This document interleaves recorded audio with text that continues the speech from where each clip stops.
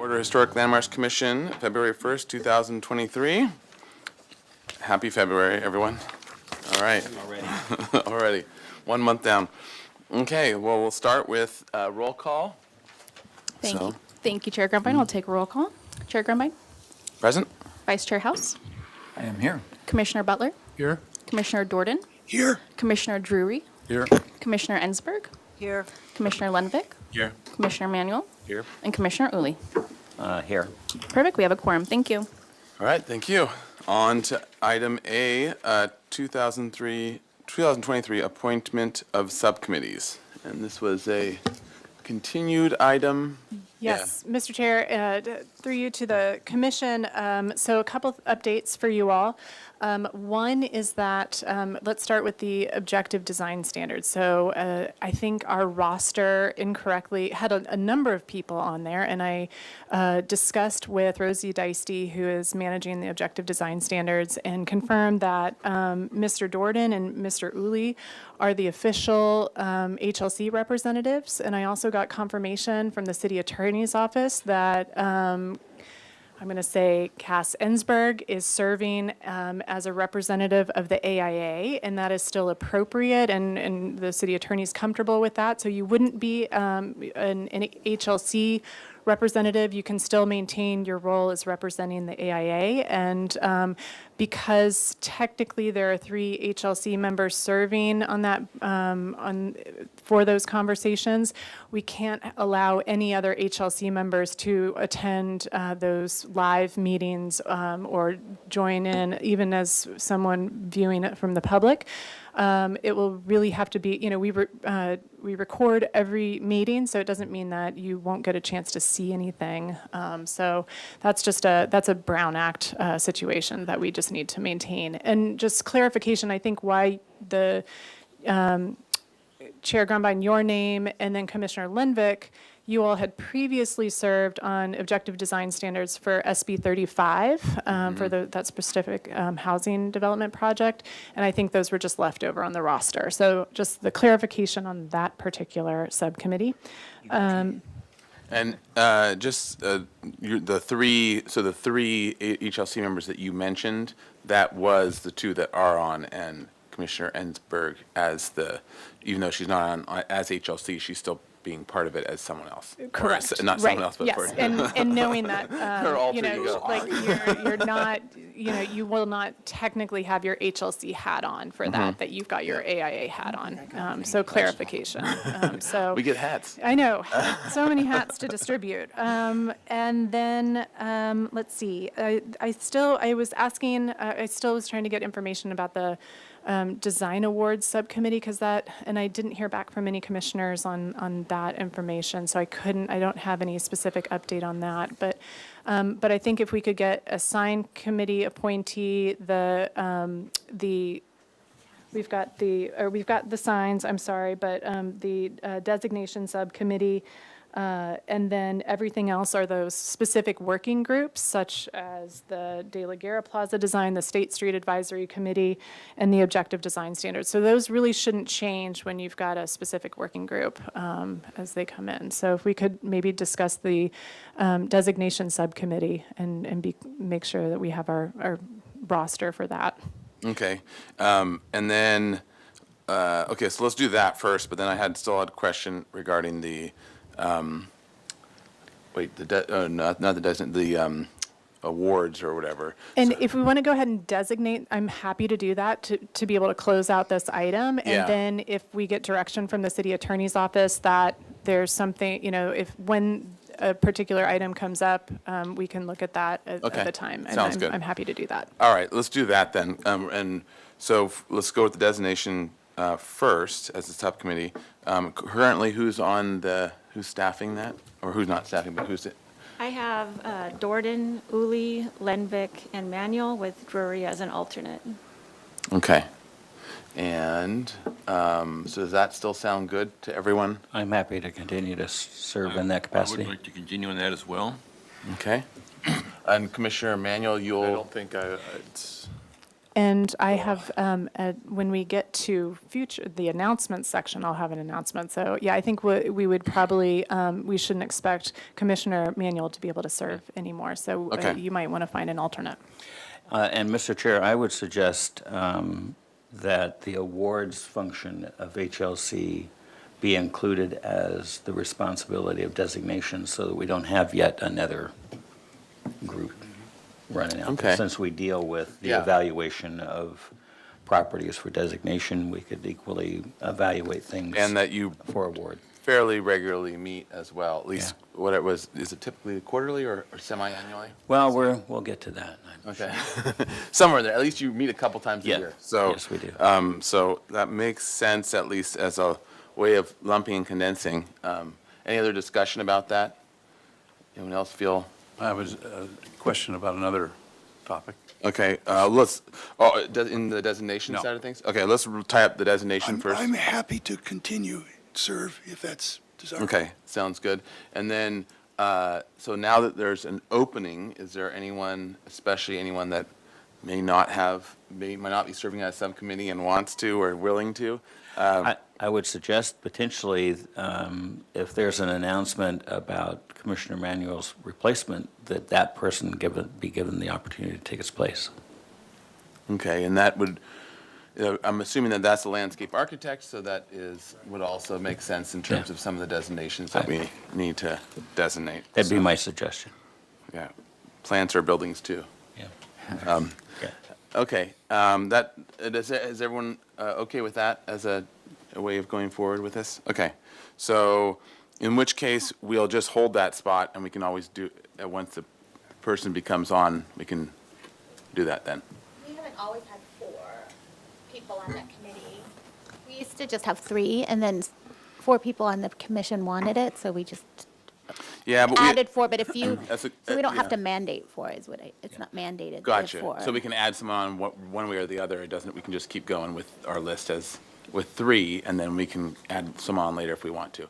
That makes sense. I do think especially because we're adding an awards function to it, that it would be good to have a good group there. And if someone can't meet, then you can always still have a good 3-person conversation or the sub and all that. So I would agree with that. I think, yeah, since they're taking away all our subcommittees, we might as well have a strong. I didn't say that. I said you can form working groups. But we're They getting have to have a hands. I sunset. heard we're getting hands. That's the trade-off. Okay. And Chair Grumbine, I'm yes. sorry, was Drury going to stay on as an alternate? Is that still good for an alternate? Okay, great. Thank you, Commissioner Drury.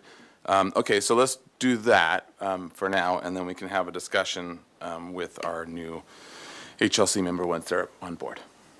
All right. Any other discussion about designation or awards? All right, Commissioner Drury, did you have something in addition? So it's about the sign committee. Is that still viable for an HLC representative? Mr. Chair, through you to Commissioner Drury, we have 3 members for the first time. So it's, unless we hear back that there's not a that we're going to have quorum issues, or if there's, where someone might need more support or to fill in on a particular day, you're not obligated to attend given the Well, I'd be happy to be membership. an alternate. Yeah, we definitely need an alternate and appreciate your work on the All right, committee. thank you.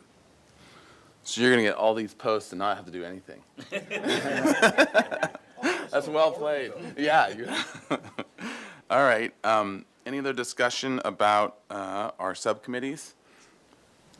Chair Grumbine? Yes, Commissioner Ensberg. Well, I'm hanging out here still with not an assignment, Okay. which whatever makes the most sense is fine with me.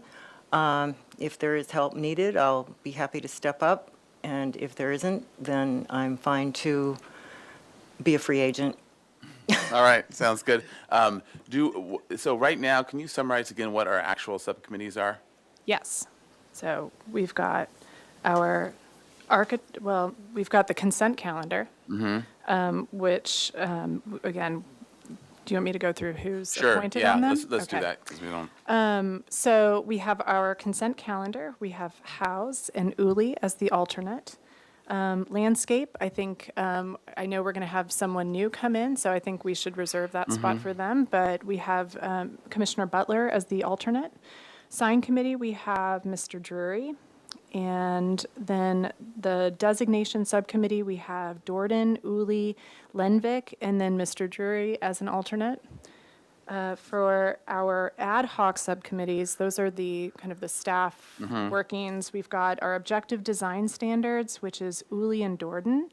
And those are the HLC representatives, but I do want to acknowledge we have Commissioner Ensberg. I'm not going to, Cass Ensberg, I'm not going to even use Commissioner because she's representing the AIA, so she's Cass not Ensberg, representing FAIA. HLC. Yes. We have our State Street Advisory Group, that is Commissioners Lenvik and Dorden. Our Plaza de la Guerra design, Drury and House, but I do want to acknowledge that even within that, there's a subcommittee to the subcommittee that I know yeah. Chair Grumbine is on with Commissioner House or Vice Chair House. And then we've kind of lumped in the design awards with the designation. So that's what we have. Okay. And I can, as you know, that there are always city projects coming through or specific things that come up. So you'll have the ability to form working groups or these other ad hoc subcommittees, and where you'll be able to volunteer. Yeah, all right. Sounds good, and thank you, and we'll look forward to your volunteering. Okay, so any other so then I guess is the action item on that, do we need an action item of just approval of that list? Or does there need to be a vote, or is it just, that's appointed? I think Those are it's volunteering and agreeing, and we don't Okay. need a motion. All right, perfect. All right, so it sounds like we're all in agreement. So, okay, great. Thank you all for volunteering and for all the time you put into it. Okay, now on to item B, public comment. So any member of the public may address the commission for up to 2 minutes on any subject within our jurisdiction that is not scheduled on this agenda for public discussion. So is there anyone in the room that wants to have a public comment, not on one of the agenda items, just on something else, on anything else? No? All right, can we go to virtual public comment? Thank you, Chair Grumbine. If anyone participating virtually would like to speak on general business not on the agenda, please raise your hand and I'll call on you. Not seeing any raised hands, and then we did not receive any general business written correspondence. So back to you. All right, thank you. So we'll close public comment and on to approval of the minutes of Historic Landmarks Commission meeting, January 18th, 2023. Motion to approve minutes. All right, thank you. Second. Second by Commissioner Butler. All right, under discussion, any edits to the minutes? Chair Grumbine, I had one suggestion, which was on item 1, number 10, just for clarification. It says, study screening the balconies with wrought iron for privacy. I thought it would be clearer if we said something like, study alternatives to wrought iron balconies for better screening and privacy. That sounds good. Maybe we should say proposed balconies, just kind of leaving it, or proposed wrought iron balconies, because I think one of the confusing parts is that one of the suggestions to look at was sort of a pierced iron or pattern work or grill or something like that, where there's a tighter wrought iron, but it's not the pickets. So, and I'm wondering if we just say proposed wrought, Study alternatives to proposed wrought iron balconies yeah, okay. for better screening and privacy. Yeah, okay, I think that's better. That's Mr. clearer. Chair. Yes, That Vice would Chair be Huss. fine with me because I support wrought iron as long as it was closely spaced, so I wouldn't want to preclude that. Yeah, okay. Just the goal is to try to get a little bit Yeah. more. And maybe we even, actually, it was all pickets, so maybe we say study screen the balconies or the proposed open picket wrought iron design, something like that, so that we're specifying that we don't like the openness of the pickets, and then they can go with it from there, because they might just tighten up the pickets, they might do, some other screen or grill. So, They'll do what they're going to do. and yeah, come back with yeah, it. exactly. Okay, Okay, That does was- that sound good? yeah. Okay. Thank you. Great. Is that good? Okay. All right. Any other edits? Comments? Okay, so we have a motion and a second for the minutes. Can I have a roll call vote, please? Thank you. I'll take the roll call vote. Commissioner Dorden, Yes. Commissioner Drury, Yes? Commissioner Ensberg, Yes. Commissioner Butler, Yes. Commissioner Lenvick, Abstain. Commissioner Uli, Yes. Commissioner Manuel, Abstain. Vice Chair House, Yes. and then Chair Grumbine. Yes. Motion passes. Thank you. All right, thank you. All right, on to item D, approval of the consent calendar, February 1st, 2023. Motion to approve the consent calendar. Thank you, Commissioner Uli. I'll second that. All right, thanks, Vice Chair House. All right, under discussion or to staff, and then we'll discuss. Yeah, thank you, Chair Grumbine.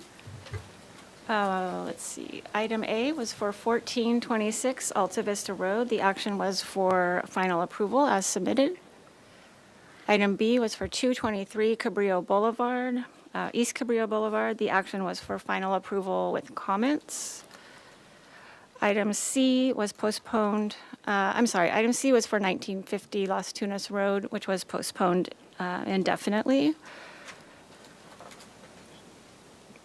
Item D was for Plaza de Veracruz. The action was for project design approval and was continued indefinitely back to consent for final approval. Item E was for 1601 State Street. The action was for approval of the review after final request with comments. Item F was 1635 State Street. The item was continued indefinitely to the staff hearing officer with generally positive comments. Item G was for 29 East Cabrillo Boulevard. The action was for approval of the review after final request as submitted. And item H was for the 200 block of State Street, which is the 101 underpass. The action was for approval of the review after final request after submitted, as submitted. And that's it. Thank Mr. you. Chair, Yes, Vice Chair House. if anybody is wondering about 1601 State Street, the El Prado, I did make it a condition that they had to remove those big cantilever type umbrella structures, because those are our purview, and those are structures themselves. So they said they would have them out of there by lunch today. All right, thank you, Vice Chair House. Other questions? Did anybody notice that they put up the El Prado sign? I did see that. That's pretty cool. Yeah. On Arriaga elevation. It was kind of funny that on the corner building element, it just says in, I-N-N. That Yeah. was from the original building. And there wasn't an El Prado there? Huh, it just said in. Interesting. Okay. Interesting. I can send you the old photos. That's okay. I believe you. If I can't trust you, whom can I trust? All right, Commissioner Ensberg? Yeah, I just had a question, and I might be confused about this, but is this the same, there's the El Prado and then the adjacent? It's all is one that- hotel, but okay. it's I- Courtyard by Marriott. I recall our discussion about the roof element with the Yeah, large. they had already modified it to reflect how it was originally on the drawings. And then it had a structural issue, it was kind of sagging or something, so they added a 4x4 steel post, but that was just fine.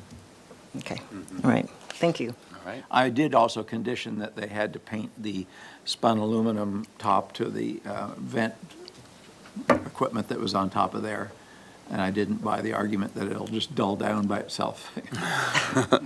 Yeah. all right. Any other questions or discussion on the consent calendar? All right, we have a motion and a second, and had discussion, so let's have a roll call vote, please. Thank you, Chair Grumbine. I'll take the roll call vote.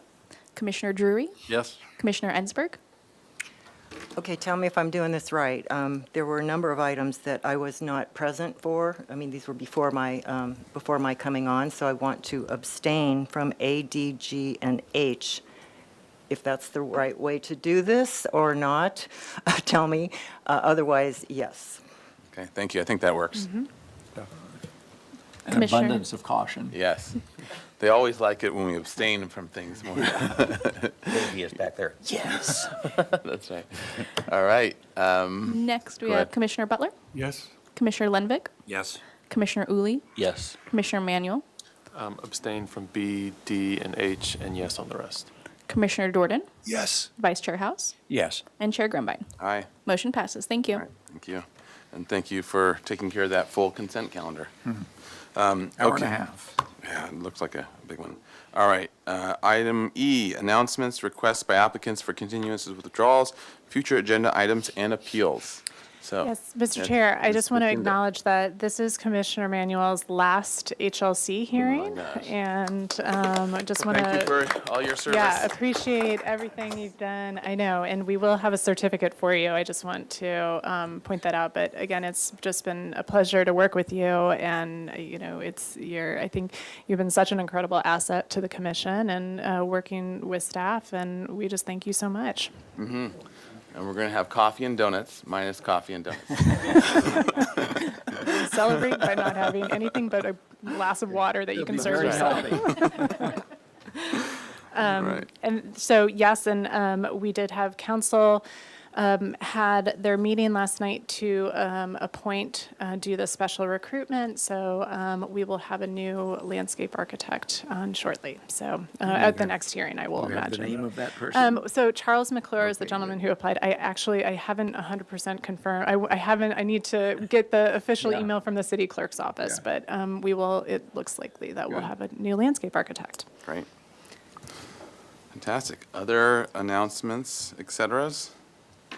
right. One other thing, yeah. so Commissioner House had reached out about a particular project on Gutierrez Street, and we cannot pull the building plans. They're not public. There's a whole process to request those, and so I can't necessarily make them public. But the whole the question that was given is just trying to. The HLC and the ABR work really hard to review projects and condition them to avoid seeing a lot of the interior pipes and different, anything that you can see from a garage as you're walking, at the pedestrian level. And there's one particular project on Gutierrez that went through got all of their approvals, and staff did go out on site to do a full design review, but not all of our staff are aware of the nuances or, again, how hard you all work. So I think there's a question that I can look into of like how do we do those design review inspections in general? We can't necessarily add a ton of stuff to the inspectors. That's not what they're looking for. They're really looking at health and safety. So maybe coming up with some strategies and talking to the inspection team, and hopefully I can, maybe schedule a discussion item later. But I wanted to acknowledge your reaching out to me and say that we can look into it and maybe explore some ideas for how maybe HLC members could help out with that if it's I a would staff appreciate that, capacity. yeah. Mhm. All right. Mr. Chair, Yes, Commissioner Lembeck. regarding that, in the past, we have been told by staff, when we're reviewing a project for its final approval, that you don't need to look at electrical and mechanical, so on and so forth. I mean, we don't need those drawings brought before you. But if we don't have, in this case, the electrical drawings brought before us, then we have and if they don't come forth with accurate interior elevations and exterior elevations, so on and so forth with the equipment, then we don't know what's happening. And so I think somehow we have got to be more aware as well as commissioners of those things that could show up later, which are mechanical or electrical. Another example is the fire department backflow preventers and so on and so forth on State Street at the El Prado. I mean, yes, they've shown backflow preventers on their site plan, and they've shown some plants around them. But the reality is that those backflow preventers are huge things, much, much larger than we would find on a small commercial property. And again, I think we've got to be very much aware of that, because those things don't really show up in the architectural drawings as an honest depiction. So I think we've got to be aware of that and catch those things that show up because they're necessary but not shown on the drawings that we see. So that's my comment regarding those two items. I'm really disappointed in what happened at the at the garage on Gutierrez Street, and there's nothing we can do about it, I'm sure. The other thing I want to make sure that we don't forget about is the blocked paseo between parking lot 3 and Figueroa Street west. And it just goes on and on and on. And we never resolved the problem that originally was presented to us of fencing blocking off both ends of that without our approval, and our approval and our action being remove those immediately. Hasn't happened. Then one other item. I kind of just want Yeah, to sure, acknowledge that okay. we're just in the announcements. I don't want to necessarily get into talking about specific projects Well, other than. But we so have I'm cautious of there's that. no place on the agenda to talk about it. We can So add, that's what we it need can to always do. be requested as a So, discussion item, so I just want to. Okay, well, I would request that that be a discussion item. I would also request that the barriers on the East Beach Cabrillo Pavilion arcade be brought before us again, because they've been told they can't have them and they're still there. Thank you. Okay, and then for that, if there, if it needs to be either come before us as a discussion item or as a update that just clarifies things, maybe that can get even sent out earlier if there's If some we have- reason. Okay. Okay, and then depending on what that update is, we can see about whether we need to agendize something for discussion or not. Okay, great, thank you. I have right. one more announcement. Yes, please, Ms. Hernandez. I received a survey of all the hitching posts in the city by volunteer Betsy Green. She's a historian in town. She writes for The Independent. She surveyed them all and accounted where they're located. So we have that information now. There's like 180 or something. But I just wanted to let you know we have that information. I'm going to try and add it to our historic resource database, but I don't know how I'll ever find time to add 180 to the database, but we'll work on it. But anyway, we have the information at the city now, so if you ever need that information. So including the El Prado hitching post? No. But that, I'm sure that'll come back. Those are no longer there. We have pictures of them lying on the ground. Mr. Chair, Yes, Commissioner. thank you. Yep. Two things. Is that portable? Is it PDF? Can you send it to us? Sounds like it'd be a great She read. did. She emailed it to me. All right, fantastic. I'll email it to you. In response to issues that are brought up by commissioners that don't really fit anywhere in the agenda, I would suggest that we add item G, issues by commissioners. I think, Mr. Chair, through you, I would say that maybe during the announcements, or I think that's generally under item E, to bring something like that up, and we're happy to respond to that. So is that as a future agenda item? Like- Because that, as the item E, I mean, that's the closest piece of it, or even adding specifically commissioners. I would either add the descriptor to item E or create a new item, issues by commissioners. But they Or still can't future be issues. discussed Yeah. unless they're specifically. I understand. Agendized. It isn't opening up a point where we discuss the item. It's a point where a commissioner can bring up an issue and then it comes back as something. Yes, my suggestion, we could add that to, as a part of item E, because we're running out of PowerPoint room on getting to a letter Oh, G. that's our limit?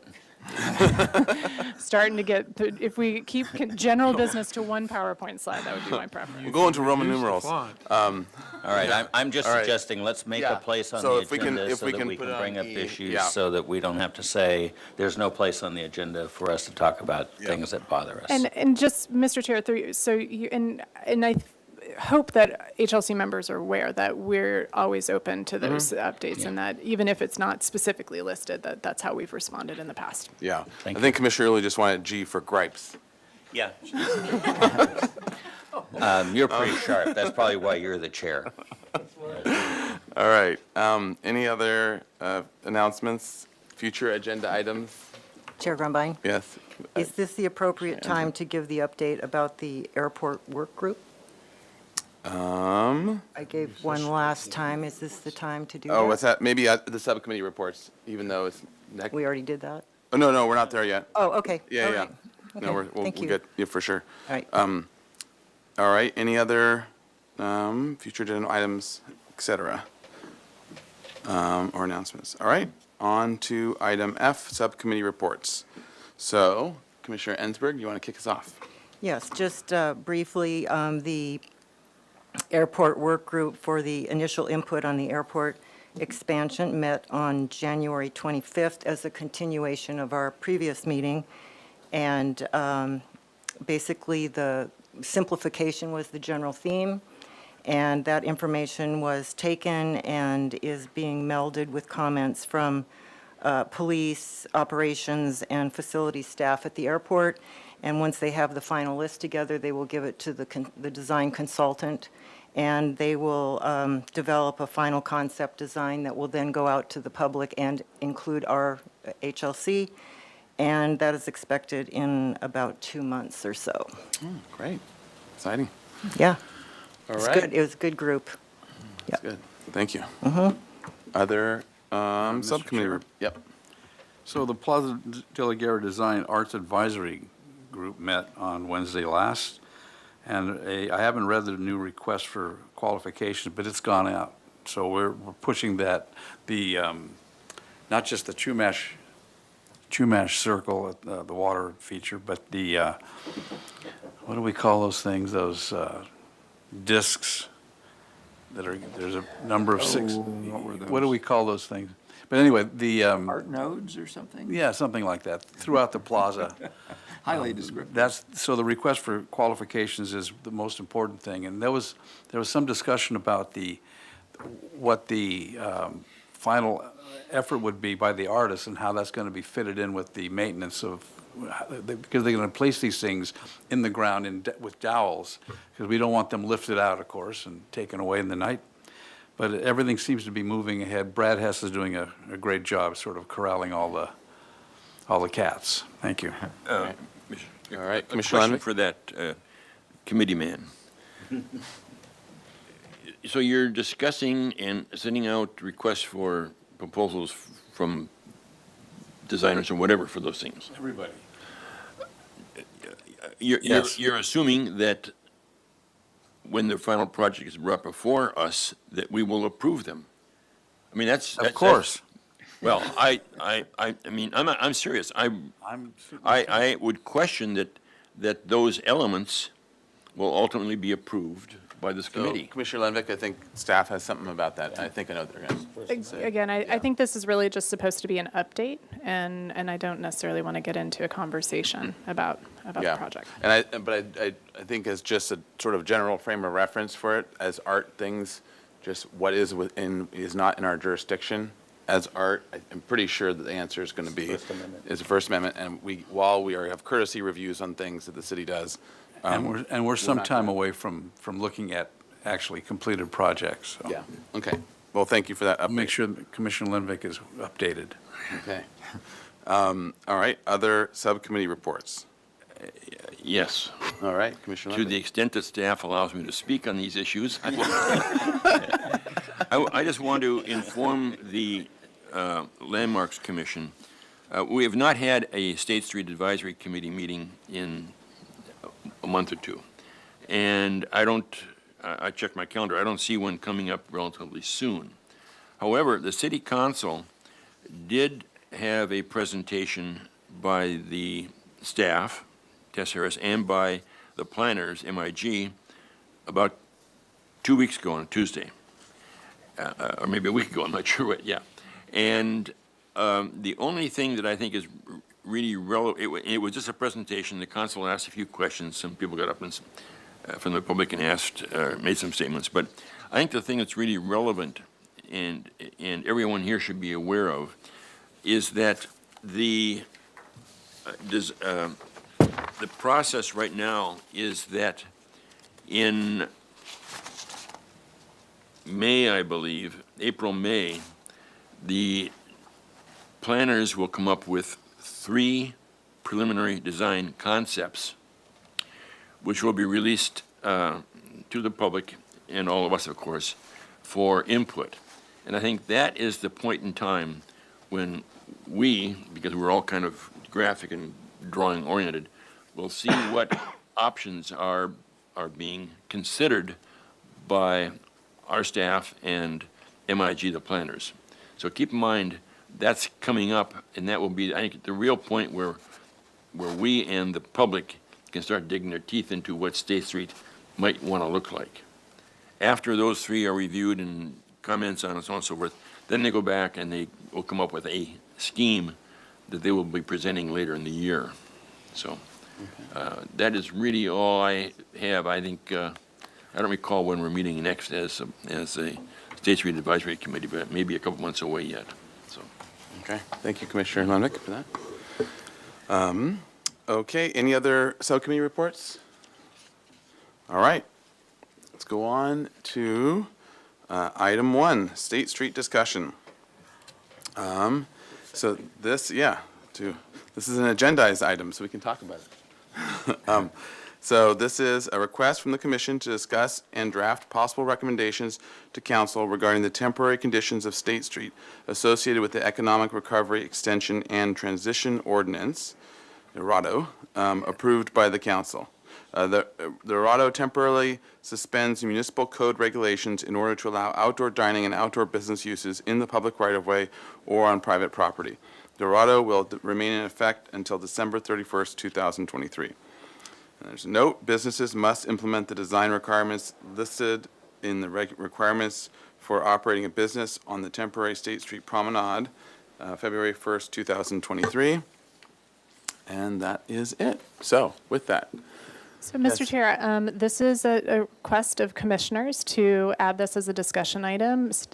We have Brian Bossy here and Jason Harris, who are going to be listening in, and they can answer questions, but there's no staff presentation. This is really based on your request and your interest in being able to discuss it. I just wanted, I know I made an announcement about the February 1st deadline where there were design guidelines that went into requirements that the intention is to kind of clean up some of the visual clutter and kind of rein it in. And again, the council approved these particular guidelines and a lot of staff input to get to that point.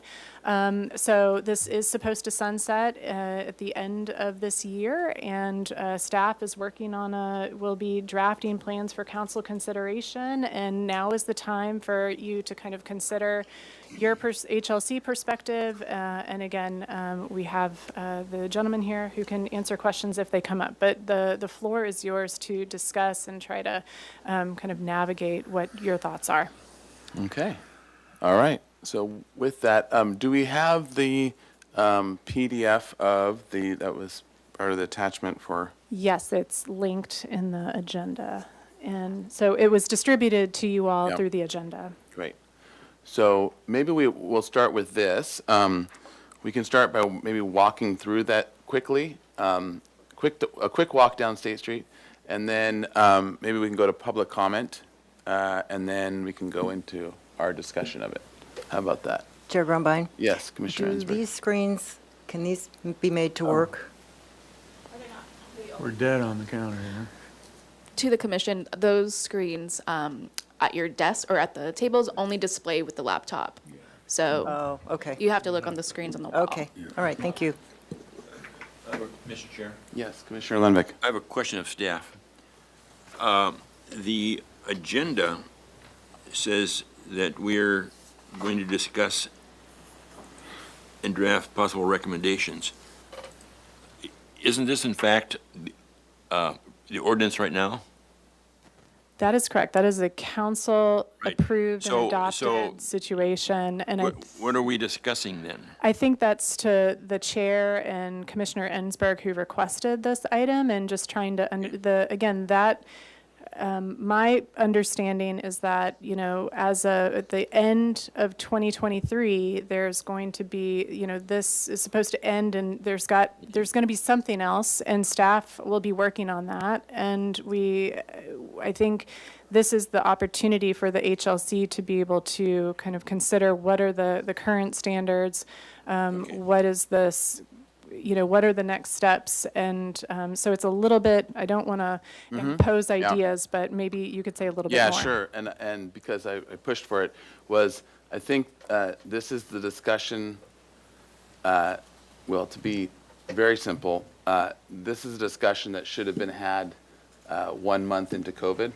and it was never had. And so, and it was because of the emergency side of things that everyone jumped and tried to make it work, and it was sort of too late to do anything else about it afterwards. And I think that this is now a time to, now that we were coming on 3 years of this, it's a good time to now at least start having this discussion and asking about what we are thinking, because HLC hasn't discussed any of this temporary measures, and considering that in my mind, the fence that went up around the library, we reviewed what the construction fence would look like and had them do a whole program that was very nice and has hidden that stuff in a nice way. Considering we reviewed construction fencing, I think it's time to really review State Street as a whole body, and I think that that's part of not only our purview but our duty, and I felt that this is really important that we have this discussion and have it publicly so that we can come up with recommendations, whatever those might be, going forward to City Council, and start to have the discussion up with City Council. Mr. Chair? That's, yeah. Yeah, it bears a lot of discussion, and we should have had this conversation some years ago, because we've had meetings large and small between the Planning Commission, interested parties, and the Historic Landmarks Commission, and the meetings have to bear fruit at some point, you would expect, and they have not. And I'd really like to see some forward motion. State Street advisory groups, the City Council, there's all these sort of people stirring the pot, but nothing's really moving forward, and I think it's high time. Yeah. Okay. So that sort of as a background as to why we're here and what we might or may not get out of things, but hope that answers your question, Commissioner Lenvik. Thank you. Okay, so why don't we do this? Why don't we do a quick walkthrough, just, you know, maybe like 2 minutes, hit highlights, and then we can go to public comment, and then we can come to the commission for the full discussion. And we'll try to keep this as, you know, succinct as we can. I'm going to ask that, in addition to whatever else you want to say about it, that you also start commenting on things that you think are not working, are working, things that you're, you know, sort of, and there's obviously all kinds of things. There's everything from bikes and pedestrians and the functioning of those things. There's the, you know, actual parklets, what they're made of, materials, design. There's the use of plants, there's the bollards, there's all the pieces that are the furnishings, everything that's kind of going into State Street right now, which is, and there's complexity there, but sort of hitting on some of the key things that you think that are either suggestions for changes or thoughts on it, or just items that you want to kick around, and talk about lighting as well, and a lot of your experience that you've seen in day and night on State Street, and what sort of your thoughts are on those. Because of the, maybe we'll have a little bit of a discussion, and then I'll just kind of go down the line and want to capture as much of these comments and see if we're getting cohesive agreement on things as well. I think that might be a good way of doing it. So, okay. Yeah, if you could just scroll through and we'll just kind of touch, yeah. And I can maybe try to help Barbara out a little bit, because, so again, we're talking about from the businesses from 400 to the 1300 blocks of State Street. These are requirements, and again, February 1st is today, and there's kind of the expectation that property owners who have these temporary outdoor facilities must comply with all of the requirements. You'll see that there are accessibility requirements, there's fire code requirements. That's the first couple of pages that Barbara is going through.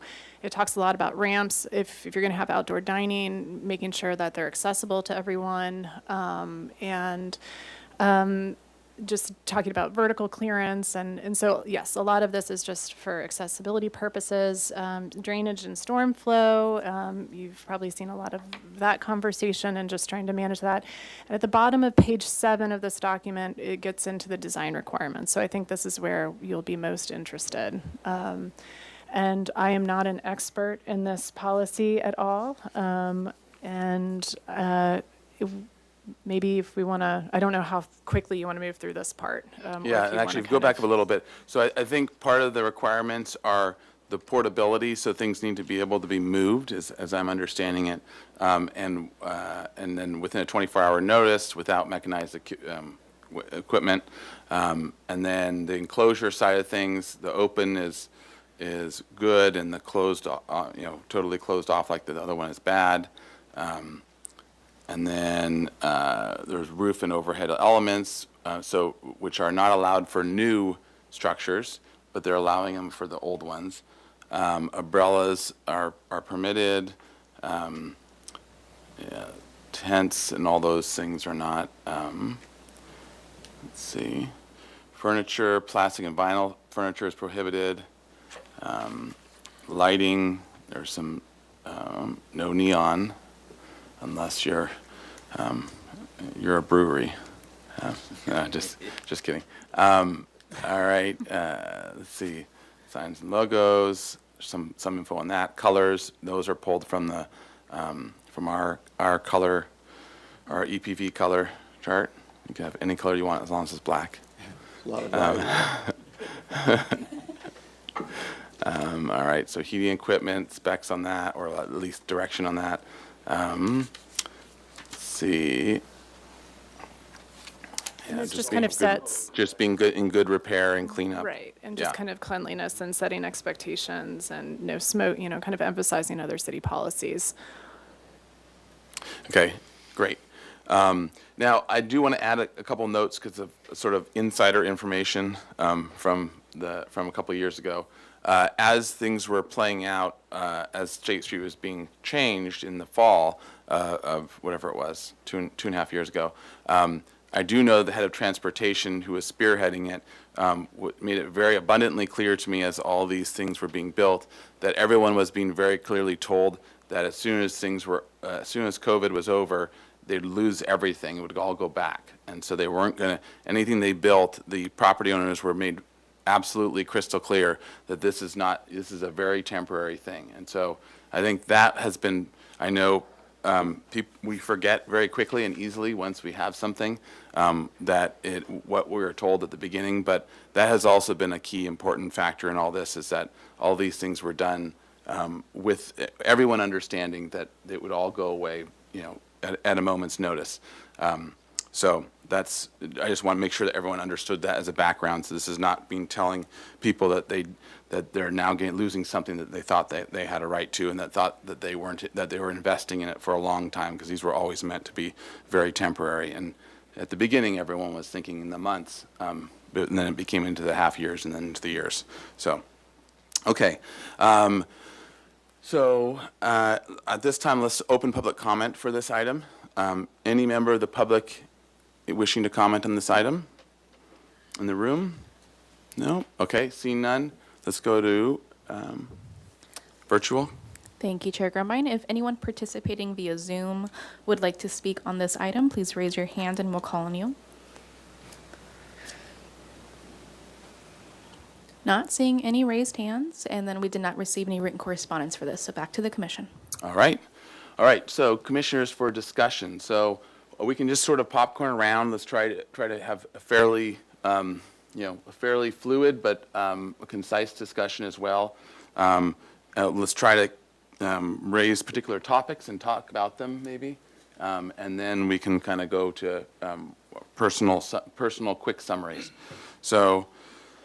And where we're seeing. So who wants to bring up an item that's near and dear to their heart? Let me, Mr. Chair, if I can. Commissioner Jordan, lead sure. off with an observation which I think leads to an issue that will need to be resolved. We're talking about we're talking about objects on State Street, but State Street is not the only place that these objects appear. And I think at some point, there'll have to be some decision about what is covered under any guidelines.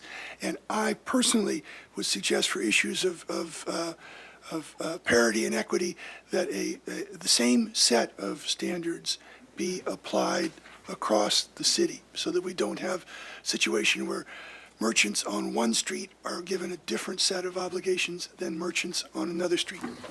Okay, thank you, Commissioner. We'll go Commissioner Uli and then you, Commissioner Lenvick. This is a very timely topic, I believe, but my feeling is it's like a ball of mercury on the table. It's going to be difficult to get our hand on it and control it. It's hard to have a discussion of scope, scale, length, and size without some kind of understanding of where the government believes this pandemic is. If I look about and my experience tells me that all things are normal for the most part, we're all indoors, we're all eating and drinking and doing whatever. Except for no coffee. Except for no coffee. Well, especially here. I mean, we haven't gone back to normal here, Yeah. but that's a different issue.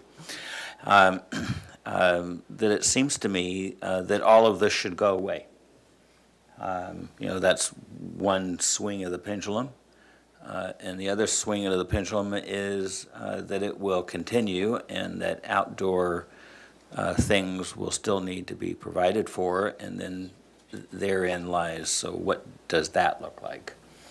Can I piggyback on that for a second, then Commissioner Lenvick, we'll go to you. Because I think that you're hitting on actually a fundamental part of this whole discussion, which we haven't even had, which is the very basic premise that things happened and we're just assuming that is now the way they are.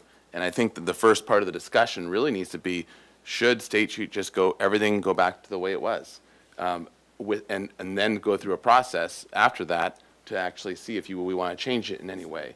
Because that actually technically is the default way that it should happen. It should be emergency ordinance, you emergency adjust things, and then rather than just saying, well, we had it for 3 years, so now it's the norm, so now there's a right to it, or it needs to stay without a proper review. The other extreme, but actually just the basic way of doing it is actually just to remove everything and go back to the way State Street was. So that is obviously, in my mind, that should be the default if you don't do something else. If you don't have something else in place that you approve that is already better or different that you've agreed to, the actual default is you had an emergency, it's over now, at least to those qualifications, therefore everything needs to go back to normal and the way it was before, and then you need to do a proper process for adjusting and changing everything. And I think that's part of the actually discussion that hasn't been had. Can I add to that? I'm sorry, Commissioner. Yeah. So I would make the assumption that January 1st, 2024, when this extension of the temporary order expires, January 1st, there's a demolition crew out there tearing it all down. And by the end of the week, the street is back the way it was before there was a pandemic. That is the default view.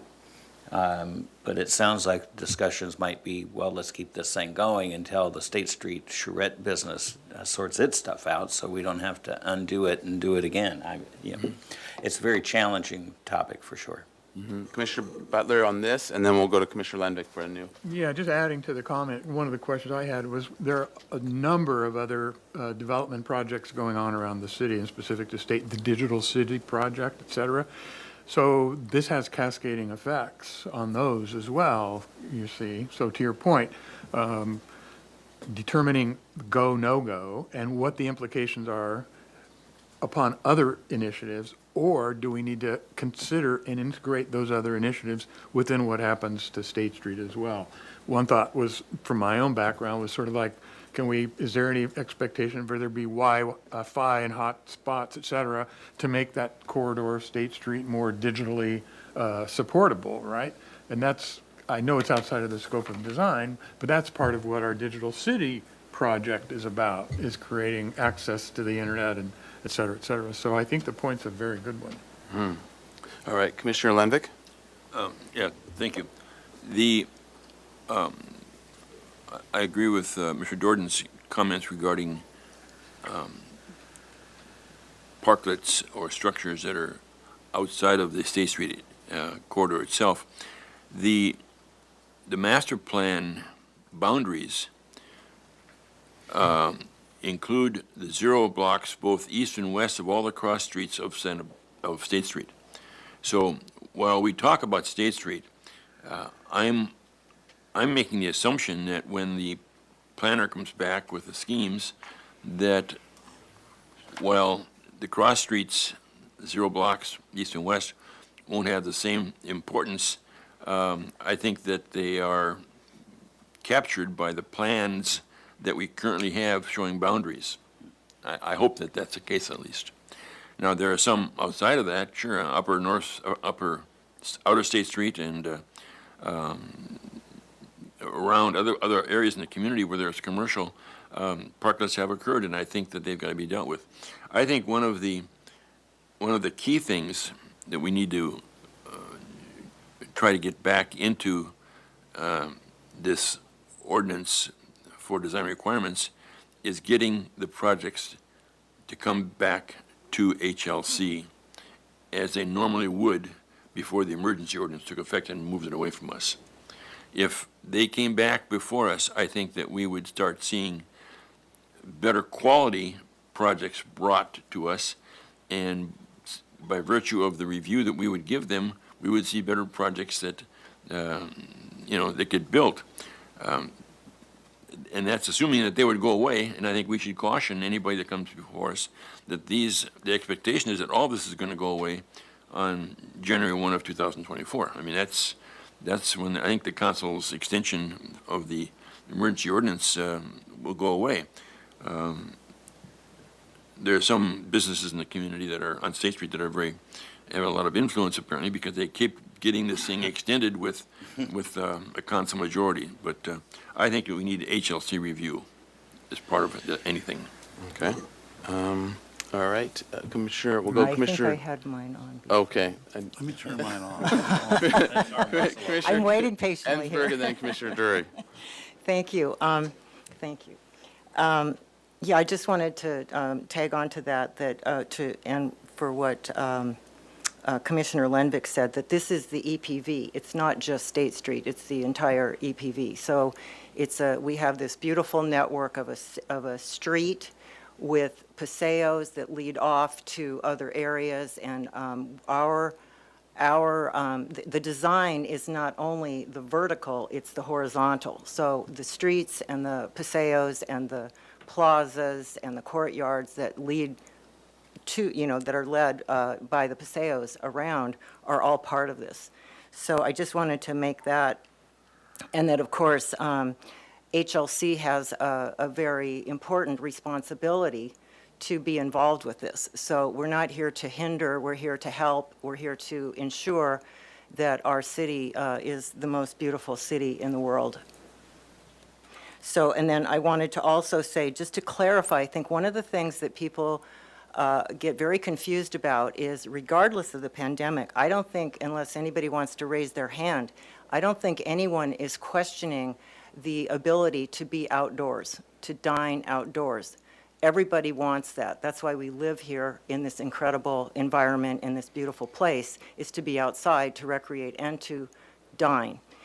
So that has never been an issue. So it's not about parklet versus, no parklet means equals no dining. That's, I don't believe, what we're talking about.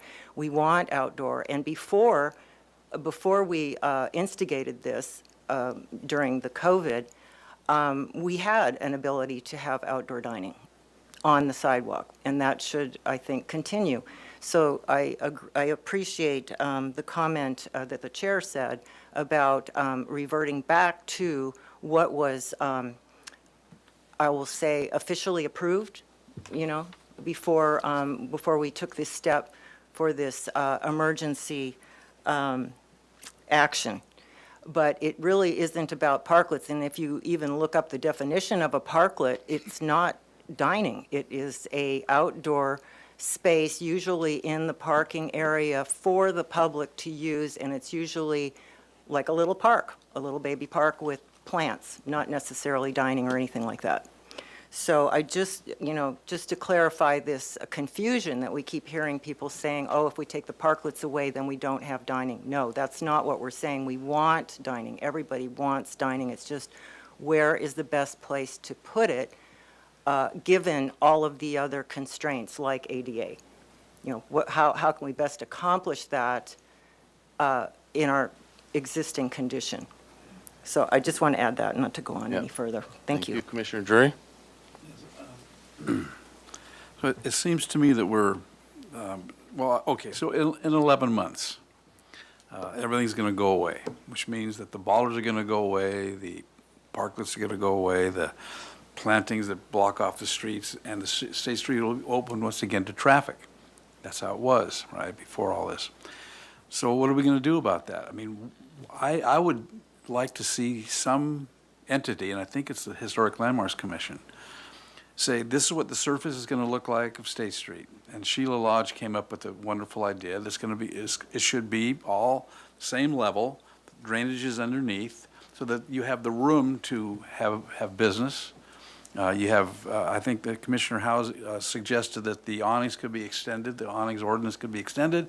So when it rains, or if COVID reared its ugly head in a major way again, you would still have plenty of room for dining outside.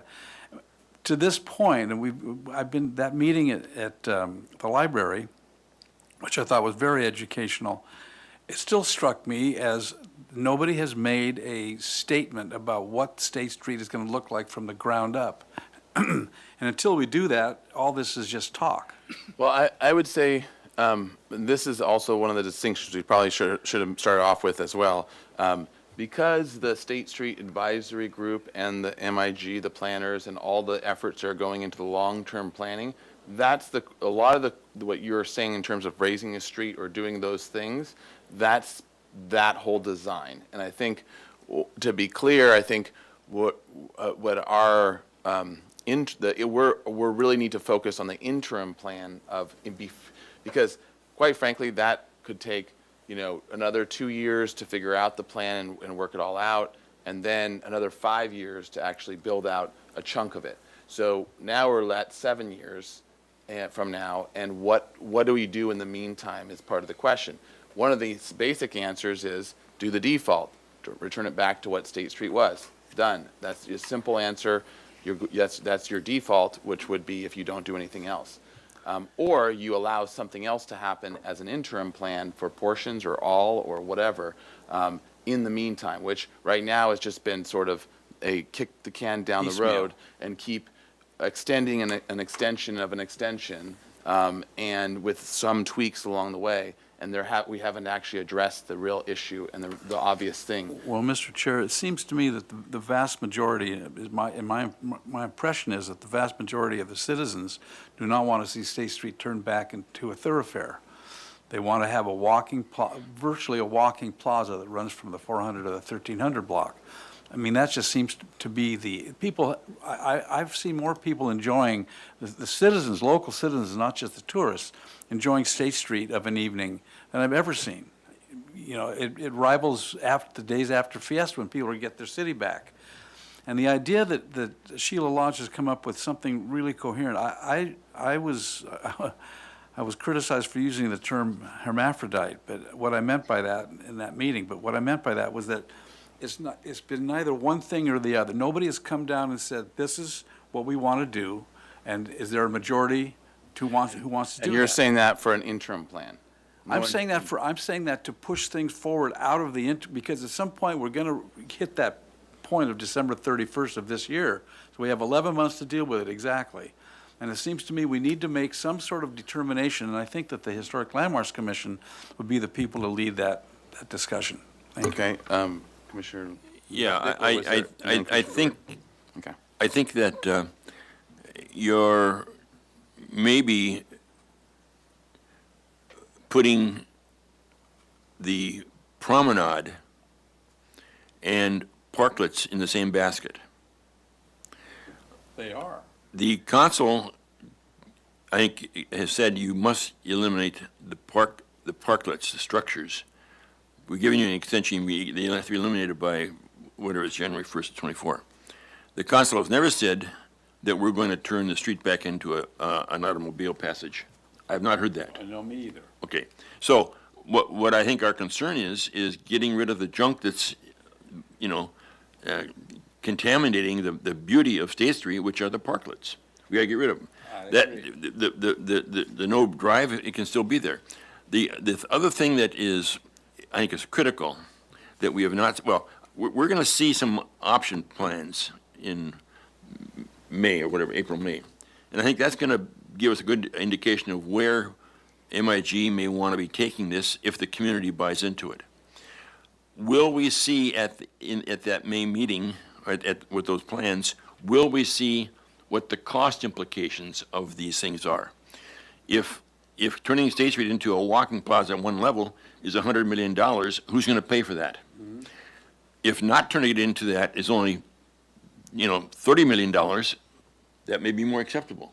So we've got to wait until we get all the information in our hands before we decide that we are going to have no cars, some cars, all cars, whatever. We need to get more information. The other thing is, the council has passed an ordinance for charging a fee for the use of the public space. That'll take effect April 1st? May 1st. May 1st. I think it's entirely possible that we see half of the existing parklets vanish when they realize they got to take money out of their back pocket to pay for that space they're currently occupying. So things may change, but we've got to kind of move along in little steps to get all the information. I don't think we can say, let the water flow down State Street. We can't say that now. Commissioner Doran?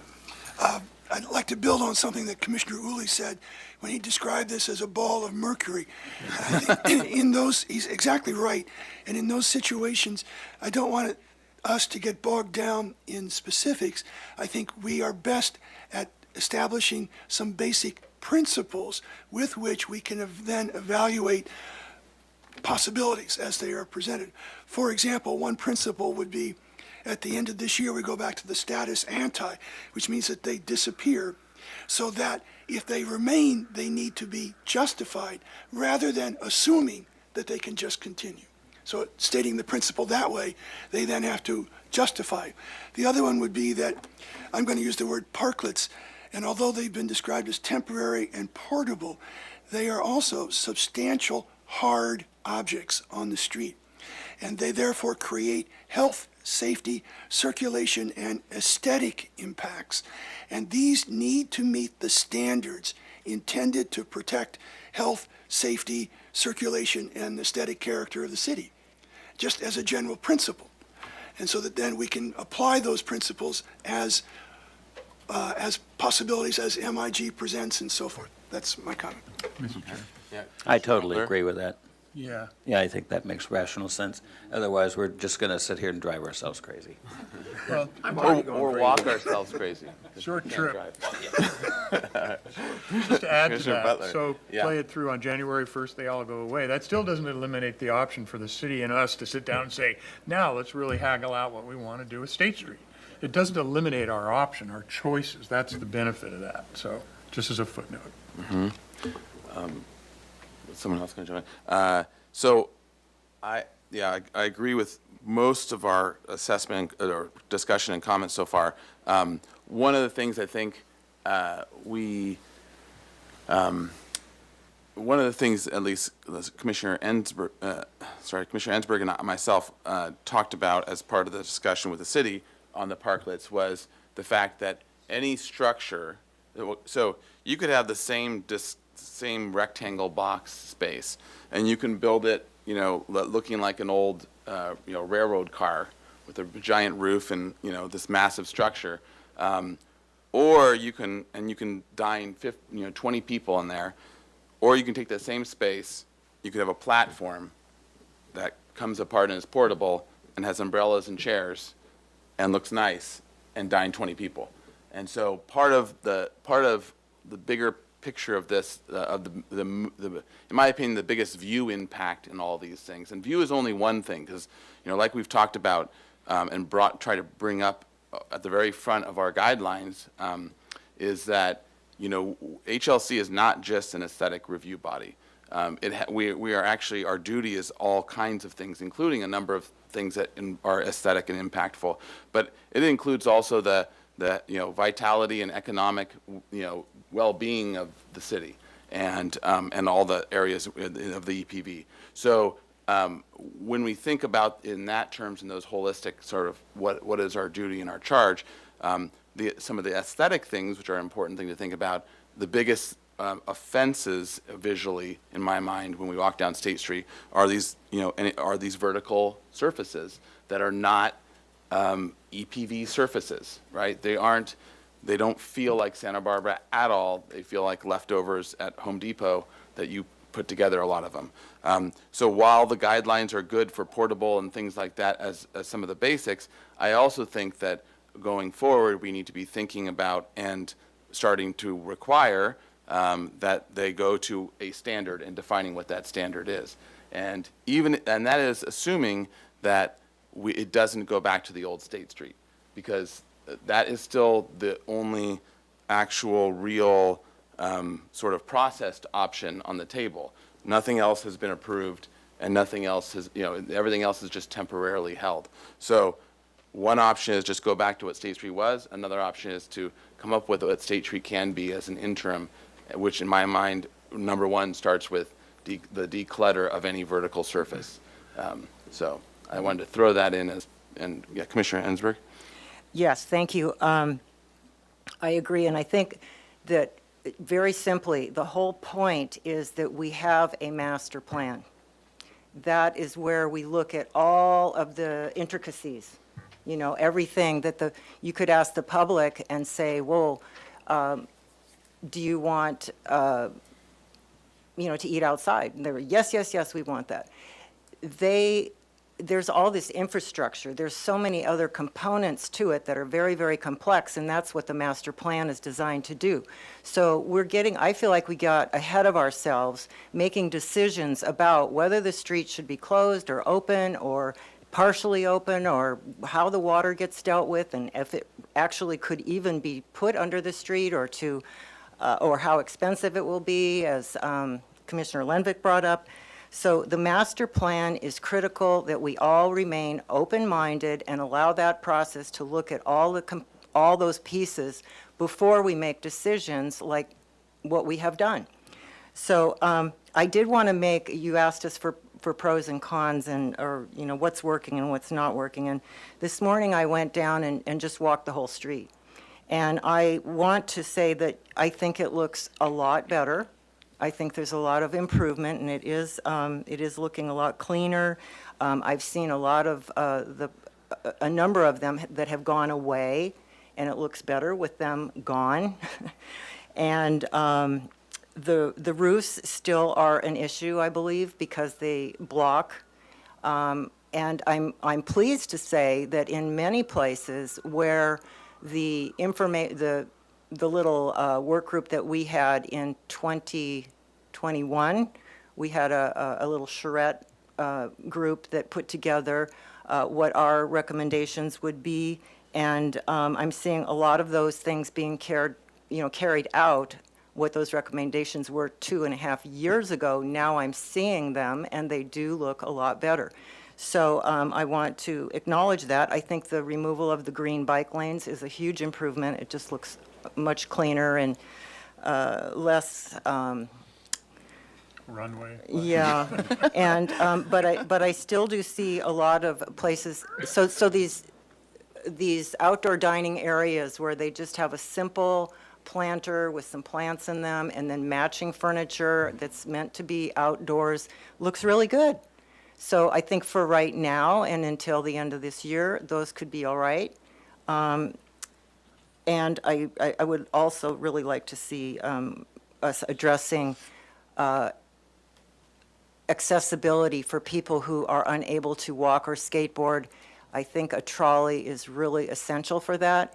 I realize there's problems like how do you put the trolley in and not have the other traffic coming in. I know that I don't know how you do that, but I do think it's very, very important to provide equal access to people who can't walk or skateboard or bicycle. So I just wanted to put in some positive comments and Yeah, that things thank you are for looking that. better. Commissioner Uli? Mr. Chair, so I heard a couple of things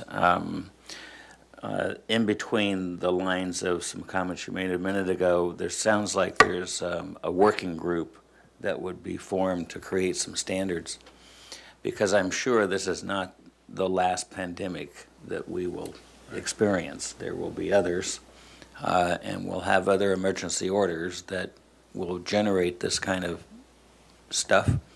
So we should get ahead of the game in that regard and come up with the standards and have it stated and have it figured out ahead of time. Like Commissioner Ensberg, I see that there are a lot of things working on State Street. Some of the discussions have borne fruit. And I had one other thought, but I forgot it while I was trying to figure out what I was trying to say. So I'll come back. I'll throw one more in, and we'll try to wrap it up and see if we can come to a conclusion here. Then this was before and I walked it this morning, at least a portion of it, and it definitely does look better. It does look cleaner, and I've definitely noticed an improvement as well. It was, I want to say, in December, early December-ish, November, December-ish. A friend who's a well-known architect and designer who regularly comes to Santa Barbara, reached out to me, which, very rarely, maybe once a year or twice a year, be in touch. But he reached out to me just to say that, texted me to say, we always go through this walk every time, and this is the first year in 30, 40 years that he and his wife didn't walk up State Street because it was just so gross and so depressing. And so when you have, when you have someone, reaching out to you to tell you that, it's pretty poignant. And I think that part of it is we've kind of been the proverbial frog, which supposedly doesn't actually work and doesn't happen, but we still use it as a saying. But the frog in boiling water, where it's been so that where we, even though we're talking about it now, everyone's sort of acclimated to this cluttered, ugly, dirty State Street, which is getting a little cleaner, but it's still a cluttered, disorganized mess, and we just have gotten used to it. And so I think part of it is that we're not being hit with it at the same impact. Okay. I wasn't sure what frog analogy you were going for. that Might have been the one that you kiss and it turns into a prince. There we go. The State Street Prince that just needs to be kissed. Yeah, well, anything that is slow boiled is not going to realize it's being cooked.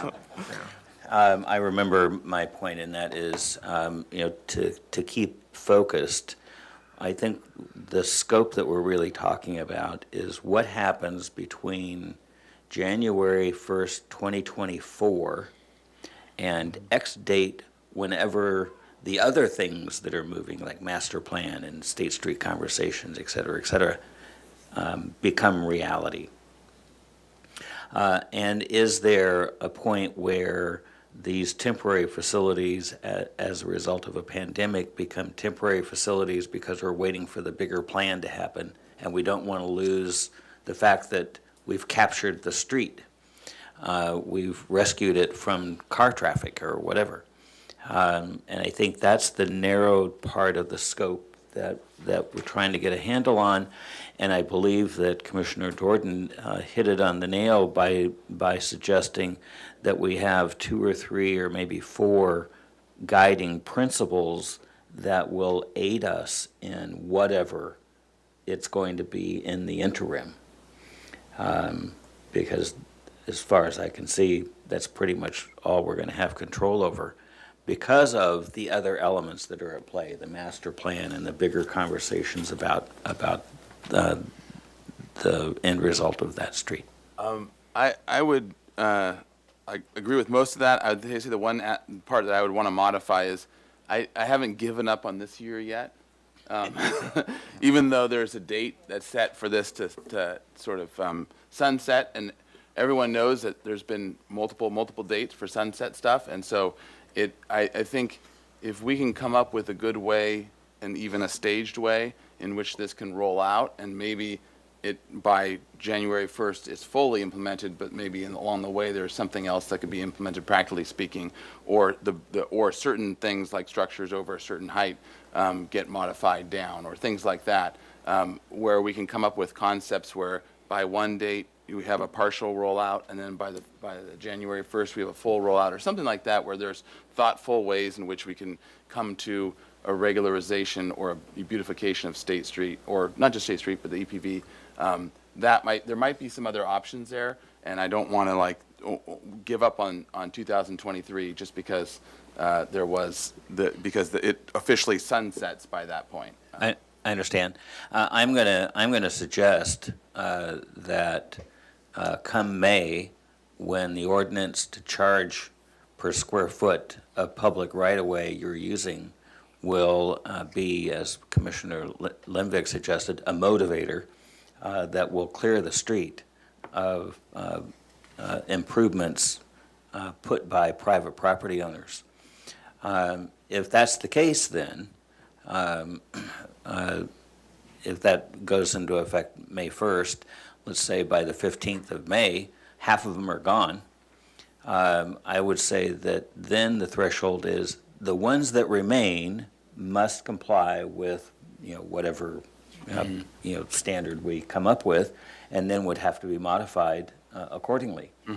And then any new ones that want to come back would have to comply with whatever the standard is that we've determined. I think that, that seems logical to me.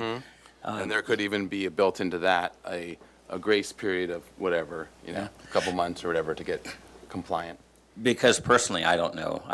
If I had a business on State Street and I spent, I don't know, $40,000 putting one of these things in, and then you guys I came don't along. think anyone spent $40,000. Well, some of them might. I don't know. Like I say, I don't have a business down there, so I don't know. But I'd be pretty perturbed if you came along and said, okay, so you made it out of wood, but we want you to make it out of wrought iron now, and I'd probably delete the thing, and right. Yeah. So there's some tension there, and of course, as Commissioner Limbick, I think, made the suggestion, there are a number of property owners that have the ear of council. Whatever we decide here at HLC gets reversed up there because the voters have the power. So it's a complex figuring it out. Right. Yeah. For sure. Mr. Chair, if Yes. I may, I just want to be clear and kind of set expectations. And, I think that, again, I wanted to schedule this discussion item for, to really think about the interim. I think that's probably the most accurate thing given the State Street master planning process. And knowing that this is a sunset, this is council adopted and approved, and the regulations that are set, I think we could probably expect them to last until that 2023, but I think leading up to it, staff is going to have to go back to the council and make recommendations for what's going to happen. So again, I think that's why we have our team here who are listening and trying to get a sense of what's going on. But I just don't want, this is what council's decided, and this is what's been directed and kind of our established ordinance at the moment. And so just to kind of be clear on that. And if there's anything that you all wish to add to that, and I don't want to misspeak.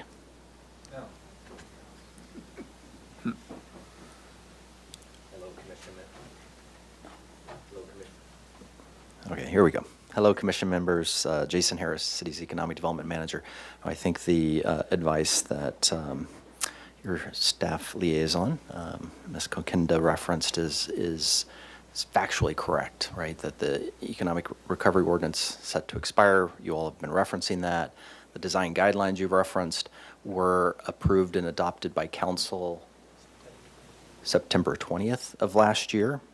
And so I think the suggestion of identifying either principles or preferred or recommended concepts to have for council's consideration as they evaluate either continued transition, reuse of State Street, parklets, and conceptualized extenuants of either the ERTO or some replacement, I think is really good advice, because we are in the kind of beginning stages of evaluating those options as well. The other things I would point out has been referenced by some of the commission members. There is a really strong interest from the community. We've completed the State Street Master Plan, over 4,000 survey results. We did a master community survey process, 4,000 in 2020, AIA similar, the summer of 2020. Pretty consistent community feedback, 70 to 80% of community favoring a closed pedestrian section of State Street and interest of having kind of food and beverage operations. And the other point of reference I would offer you all for consideration is we've had an outdoor dining license program, sidewalk dining license program for decades, but it's conditioned on having either 8 feet of accessible sidewalk width outside of that dining area or 6 feet outside of State Street. And so that's why we've only had about 40 sidewalk dining with the wrought iron fence adjacent to the building frontage, and why we didn't have any others, and what was really the impetus of creating the original emergency ordinance during COVID and then this replacement was allow greater expansion. And then, as referenced by Chair Grumbine and others, staff had no expectation that this would continue the duration it has. When we have brought up 3 times over the past 2 years to council of having design standards that were to be conditions of continued operation, so not guidelines but standards, council rejected those until this last September when they did apply. And then just manage expectation, when they did apply, they really applied the more strenuous guideline requirements, aka portability, no roofs, et cetera, for any new structures after that date. All existing were effectively grandfathered in, as it were. So I just wanted to point out some of those, realities and conditions, as it were, both sentiment of the community, kind of expectation position of the council. That being said, you all have just been such a wonderful source of design guidance from early stage of process of establishing design criteria, Mr. Grumbine, Ms. Ensberg, in that kind of really ad hoc process, and really having the challenge of having that be suggestions and recommendations, but not having an ability to have those as standards to be obligated. And that has really been the challenge. I think the suggestions being highlighted today were really thoughtful, aka we're going through transition right now. February 1, as Commission Member Ensberg referenced, we've already started to see those design obligations being met, aka painting, kind of unfinished wood to the dark colors, swapping out plastic furniture. That was required of all operators, be it prior, existing versus and new. Already making a difference. Cleaning the street up from both the removal, not only the green striping, but all striping, because it isn't an operational street.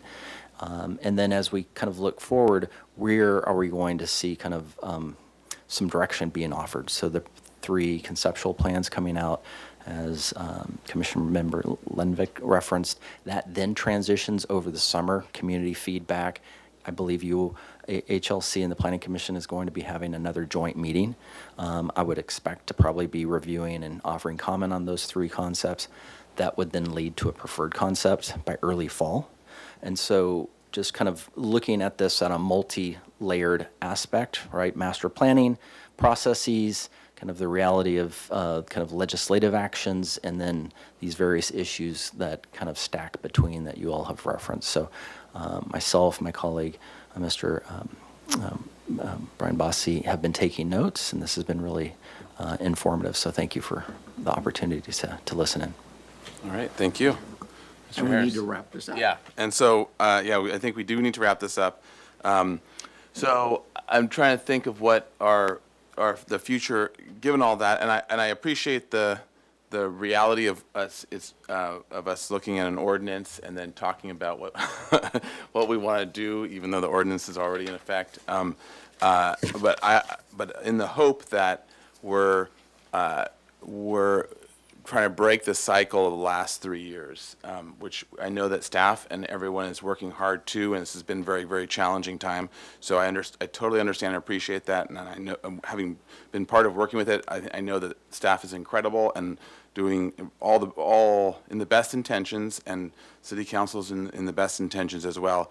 But I'm also concerned that we're doing our job and our duty as HLC to speak up and to say something with this issue, because I think that otherwise we're just continuing and we're not doing our job of what we've been put here for.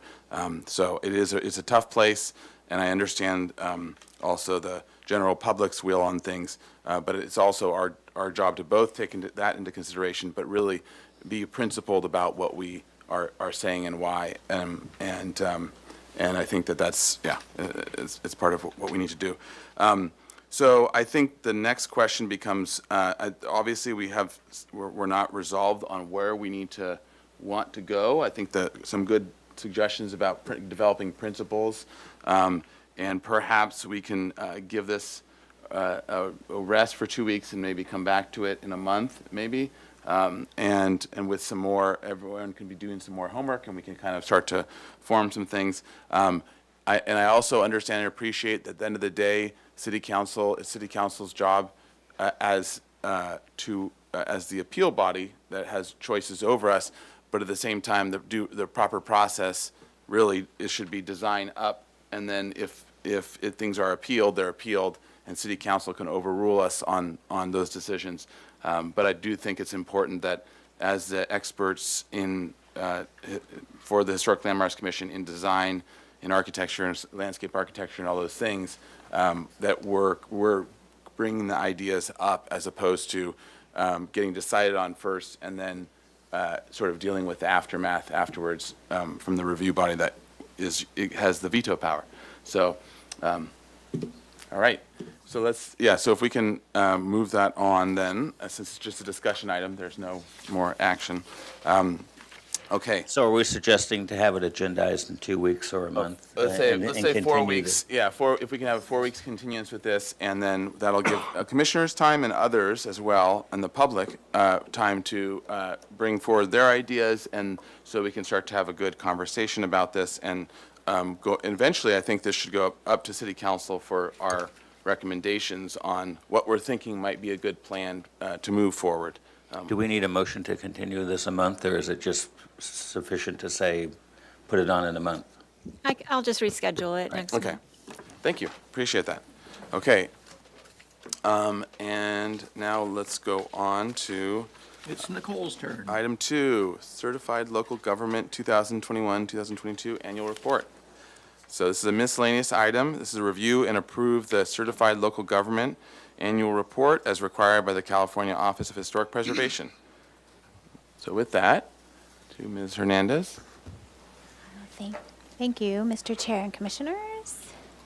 So every year we are required to submit an annual report for their year. Starts October 1st of 2021 and September 30th, 2022. And I'm just going to highlight what we reported that we did in that 1 year. We did designate 1 landmark during that year, which and 14 structures of merit, and we added 28 historic buildings to the historic resources inventory.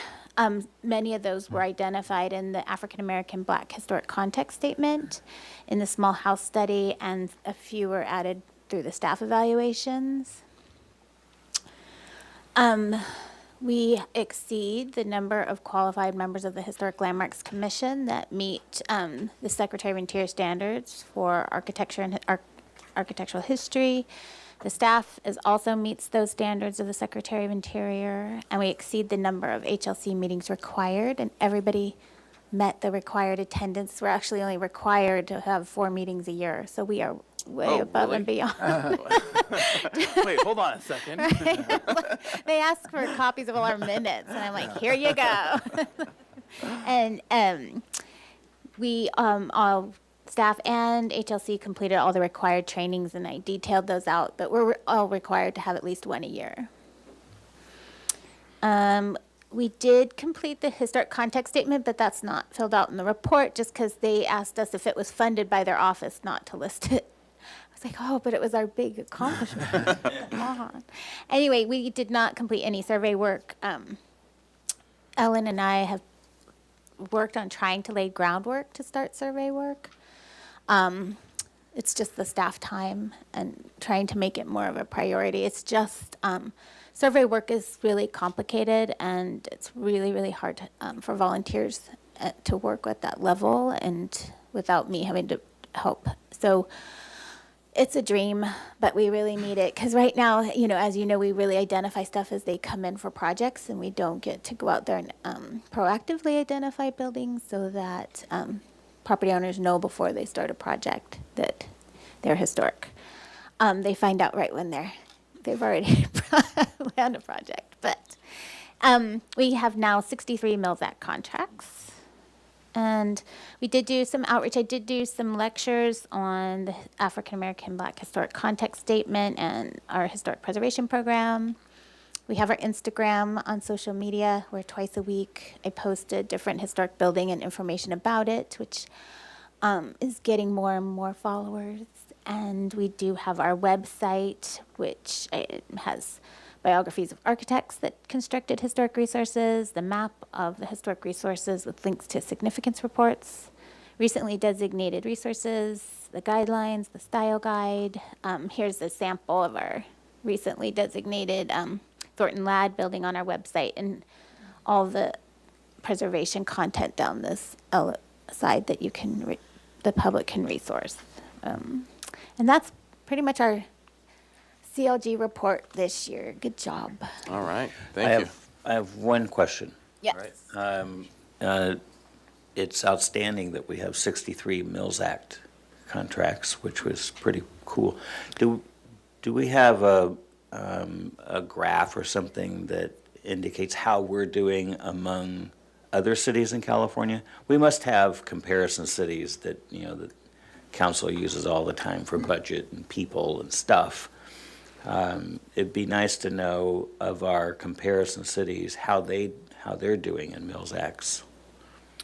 Are we ahead of the game, behind the game? Yeah. Are we ahead of the game, in the middle of the game, or do we need to catch up? What are we doing? There's a listserv of CLGs, and I hear mostly about what other communities are doing through that. I know that LA has over 700, and they had to moratorium the program because they reached their financial cap. And I talked to the staff from Glendale, and they said they just give the Mills Acts out and don't have any guidelines Like or anything. candy. So they Like candy. so they called me asking, like, what are your rules? You have rules? They're like, we just give them away. So I think it's a little all over the place, but I can ask the state would have more of that information, and I can ask them. I think I get a lot of calls from the county that doesn't have a program at all, and people want it. So All right, it's all thank you. over, but I'll see what I can do, and I can put something together. Mr. All right, Chair, thank you. Commissioner Jordan? I just have one, I'm asking for some clarification. I don't understand why the African American and Black historical context statement can't be listed as an accomplishment. I mean, that was an important accomplishment, and you made some comment about we can't claim it or something. They said if we funded it, don't list it. I guess because they already know that it was an accomplishment. I don't know why they say that. I think Commissioner Uli might know some of this. You don't get any credit for it in their office if they paid for it. Right.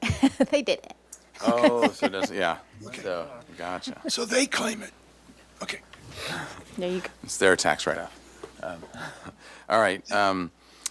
Let's go to public comment on this item now. So any member of the public wishing to comment on this item? In the room? No? All right. Let's go to virtual. Thank you, Chair Grumbine. If anyone participating virtually would like to speak on this item, please raise your hand and we'll call on you. Not seeing any raised hands come up, and then we did not receive any written correspondence, so back to you in the commission. Thank you. All right, thank you. All right, to the commission for comments? Any comments, discussion on it? All right. Oh, Make a motion. nice. Do we need, I don't think there is a motion. Miscellaneous item. It says approve. Says approved. Yeah, you need to approve it and okay. take a Oh, vote. then somebody's making a motion. I'll make a Commissioner motion Drury. to approve the Certified Local Government 2021-23 annual report as required by the California Office of Historic Preservation. Second. All right, motion by Commissioner Drury, second by Commissioner Uli. Under discussion? Any discussion? I had one more item. Oh, to yeah. tell you. So,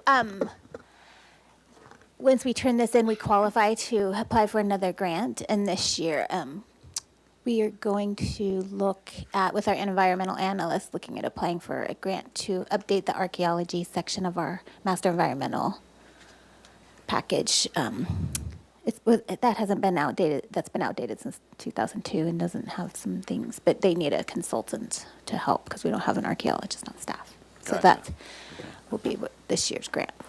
Yeah, the good thing about archaeology is it doesn't really go anywhere. Hopefully. All right. All right, thank you. Thanks for the update. All right, any discussion about the motion in the second? All right, can we have a roll call vote, please? Thank you, Chair Grumbine. I'll take the roll call vote. Commissioner Butler? Yes. Commissioner Lundvik? Yes. Commissioner Uli? Yes. Commissioner Manuel? Yes. Commissioner Dordan? Yes. Commissioner Drury? Yes. Commissioner Ensberg? Yes. Vice Chair House? Yes. And Chair Grumbine. Aye. Motion passes. Thank you. All right, thank you. Okay, so we are on to item three, I was gonna say 255, but it's not. We're a little late. Item 3, 1735 Bath Street. This is a structure of merit designation. This is a request to consider adopting resolution 2023-01, our first, designating the craftsman style structure designed in 1916, a historic structure of merit. And we got our historic significance report. And Ms. Hernandez, would you like to take us through it? So thank you, Chair and Commissioners. This property was added by HLC vote to the Historic Resources Inventory, formerly the Potential Historic Resources List, in December 2015, when they came in for a project to do a rear addition on the house. So the addition was reviewed by the Historic Landmarks Commission, and here you'll see a before and after picture. And now that the project is completed, the applicant has requested to become a designated structure of merit. I sent that letter out to everybody on the list last summer. As we noted, it was constructed in 1916 in the craftsman style, and it has lots of character-defining features of that style that I'll walk through. Again, HLC did approve the addition, finding it would not impact the ability for the building to be designated a historic resource, and it did receive a CEQA exemption as the character-defining features on the front elevation remain. And it qualifies under Criterion 3 as it embodies the distinctive characteristics of an early 20th century craftsman style house. And just to take a step back from our own guidelines, that the HLC approved the style guide, that the craftsman is an important piece of the architectural repertoire of Santa Barbara, and some history on the style for the public benefit. The craftsman style was created in a reaction of loss of human craft found in the Industrial Revolution. This movement was widespread throughout the United States, and it used local natural materials, simplified forms compared to the Victorian era, and had handcrafted details. In 1901, the first issue of the Craftsman magazine was published by Gustav Stickley, who promoted the furniture and the textiles and the architecture. architects such as Green and Green in Pasadena championed this style in a large way. And then the craftsman movement embodied a huge variety of antecedents to homes. Some had some Asian joinery, and then we had a huge popularity of the craftsman bungalow, which was what many of the ones in Santa Barbara are, which are one-story, modest homes rapidly expanding into the middle class. As they took America by storm, really, they were suited to our warm climate in California with the outdoor verandas, the overhanging eaves, the multiple windows causing cross ventilation. They helped fulfill the Americans' dream to own their own home. The Craftsman Bungalow Ready Cut Bungalow Company estimates they shipped over 40,000 kits just to Southern California alone from 1910 to 1920s. And for about $650, you had everything you needed to construct your own bungalow. And giving it, it sort of made itself its own visual motif among citrus groves and palm trees of Southern California. And it can still be seen throughout Santa Barbara today. We have a large amount of them, and these are some of the character-defining features of the really low sloped roofs compared to the Victorian era, the wide overhanging eaves with the knee brackets, the huge piers on the columns. And here again, you see like the big columns with different siding, narrow wood board siding or shingles. And here's our craftsman that we're evaluating today. It has the low pitched hip roof, wide overhanging eaves with simple, subtle details of the rafter tails, the deep covered front porch with another low hipped roof. It has the short, wide, tapered columns that are so character-defining of craftsman houses on top of thick piers. It has the really lovely decorative wood design in the upper sash, the narrow wood weatherboards, and it has a brick chimney, which is typical on craftsman homes. And it also has a three-course sandstone wall lining the streetscape. As we know, the sandstone construction was really made our streetscapes unique in Southern California, as we had an abundant supply of sandstone and a cadre of mason experts that make Santa Barbara unique. And the rehabilitated house with the addition does qualify for criterion 3, is to be designated as a structure of merit. That concludes my presentation. All right. Thank you. All right, so with that, let's open it up for public comment. Anyone in the room wishing to comment on this item?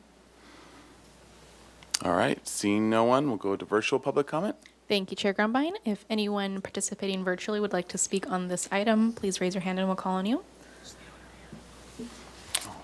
Not seeing any raised hands. We did receive written correspondence from a Joyce Jurg, which was sent to the commission prior to the meeting. Back to you. Are the owners here? Yeah. Yes, Do you want to all say right. a few words? You can if you want to. It's a beautiful house. We tried to stay true to the character of Santa Barbara, so we're hoping that it will be. You did a beautiful Thank you. job on your renovations. And it is a beautiful house. All right, thank you. Okay, so to the commission then for discussion. Thoughts on the report and, and the resolution. Any thoughts? Besides it's a beautiful house? I'll just move ahead to make a motion Okay. to adopt Resolution 2023-01, designating this structure a historic structure of merit. All right. Second. All right, Vice Chair House with the motion, Commissioner Uli with a second. Under discussion, any discussion? All right, let's have a roll call vote. Thank you, Chair Grumbine. I'll take the roll call vote. Commissioner Lenvik, Yes. Commissioner Uli, Yes. Commissioner Manuel, Yes. Commissioner Jordan, Yes. Commissioner Drury, Yes. Commissioner Ensberg, Yes. Commissioner Butler, Yes? Vice Chair House, Yes. and Chair Grumbine. Aye. Motion passes. Thank you. All right. Thank Thank you, and thank you for your great work on it. And, we'll, if you want to come up, we can present you your designation of structure of merit. The first one of the year, so. Some things in the process move really fast, like you get the vote, you get your This is the fastest you can get anything in the, so, thank you. Thank you for your hard work. Thank you. Yeah. Thank you. Okay, all right, we are on to item 4, and we're almost caught up. This is, do we need to take a little break, or are we good? Yes. Little break, okay. So, sorry, we're not on to item 4 yet, but we will be soon. So let's take a 10-minute break. Chair Grumbine. Walk for coffee? I'll recuse myself.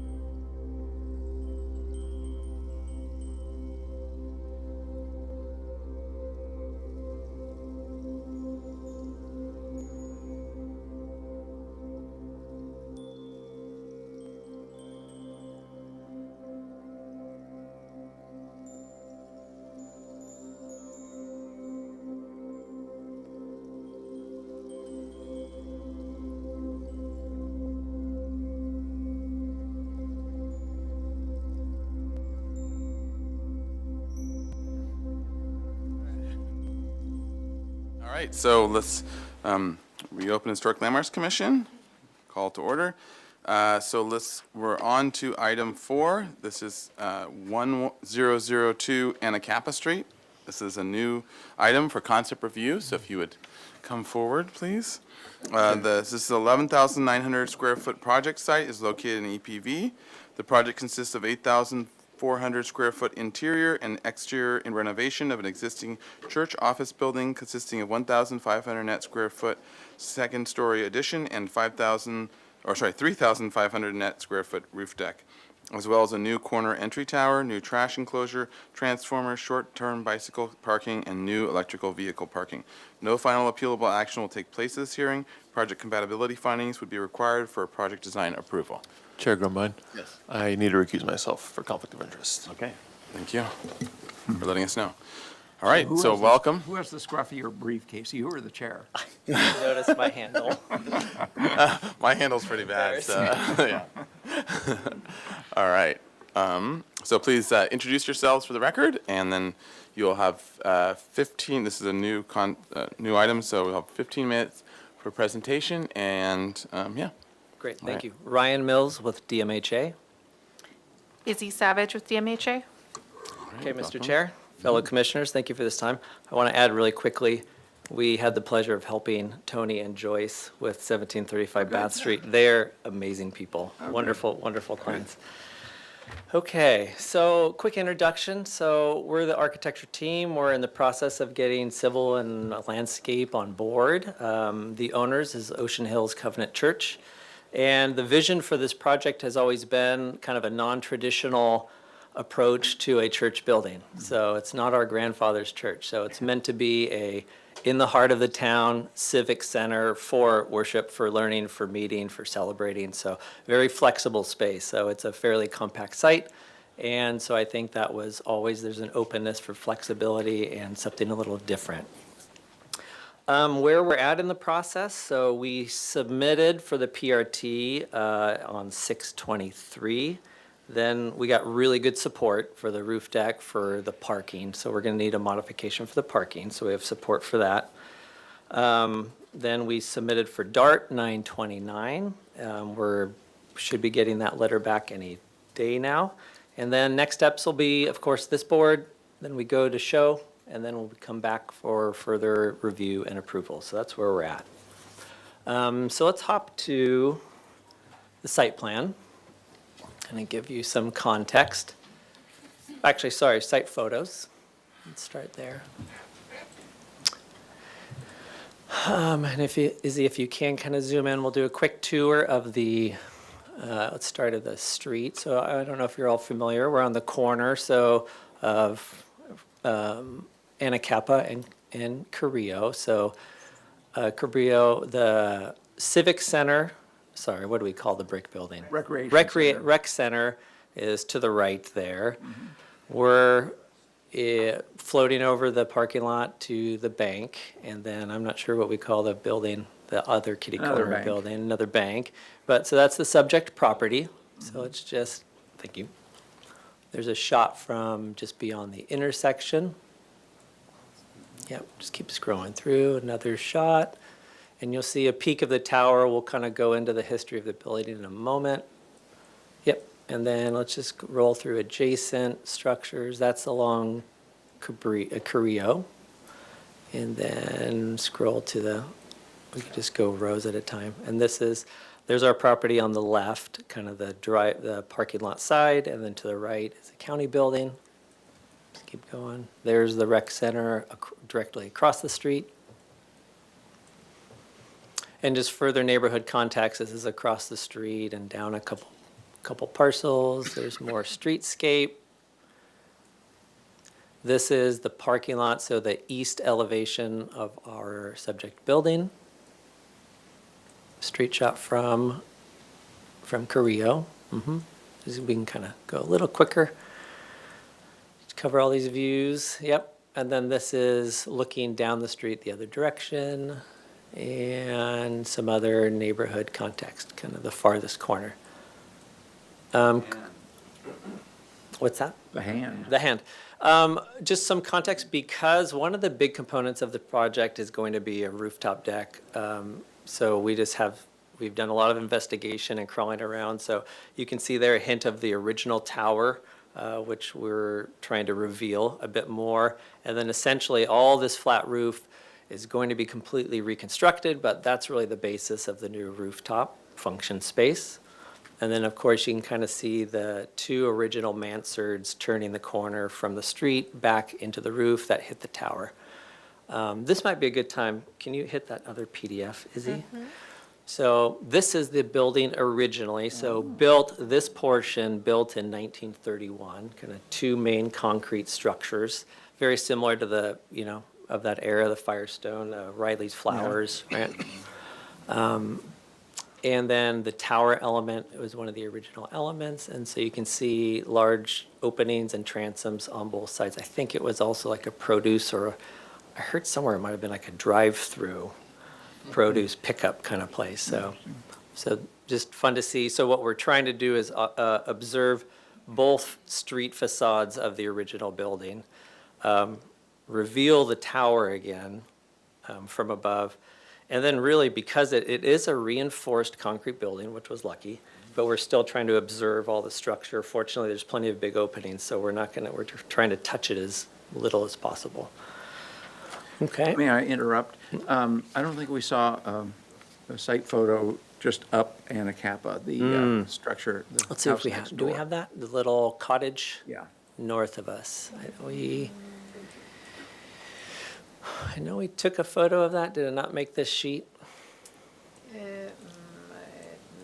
We can bring that next time, Mr. House, for sure. But yeah, it's along the sand. It sits on a sandstone wall and steps up about 2 feet, a little transitional cottage. Yep. There, just to the left, you see the steps up, the sandstone wall. It's tucked in behind. Yep. We'll get you a photo for that.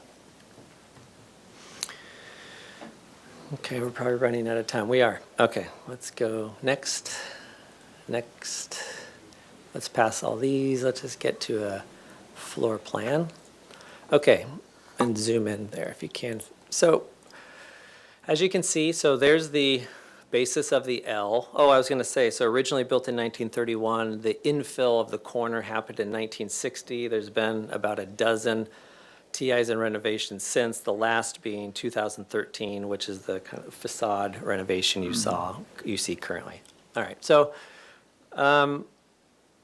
we're calling, there's a couple main entry points. So one, you can see the corner is really meant to open up, and that becomes, we're going to add a tower element to that, which you'll see in a moment, and an open air covered vestibule to the main meeting space. So we're calling that the sanctuary space. So that really infill addition becomes one big open, flexible, usable space.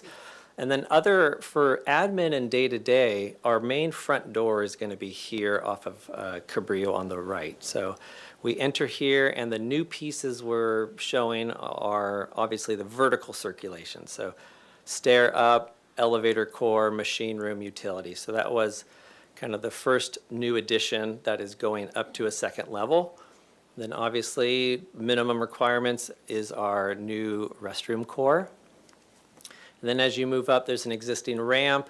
In the back corner is the existing kitchen we'll renovate, and this really becomes like a lounge area, couple of offices, assembly space. It's really sort of back that connects to the parking lot. So that's really staff may come in and out that way. And then we move to the left, that northwest corner of the L building. And again, I mentioned all these spaces need to be very flexible. So these will be meeting rooms of different types, kids programs, et cetera. So again, all the way to an exit to Anacapa, keeping the original facade. And then that second stair is a code required stair from the top that will show you how that looks on top. Parking lot, really quick. So the items there are, so again, there's existing 10 spots, and we're just having to eat into that a little bit for transformer, trash, accessibility, and bike parking. Fortunately, it all seems to fit, and we have support from the city currently. So next sheet.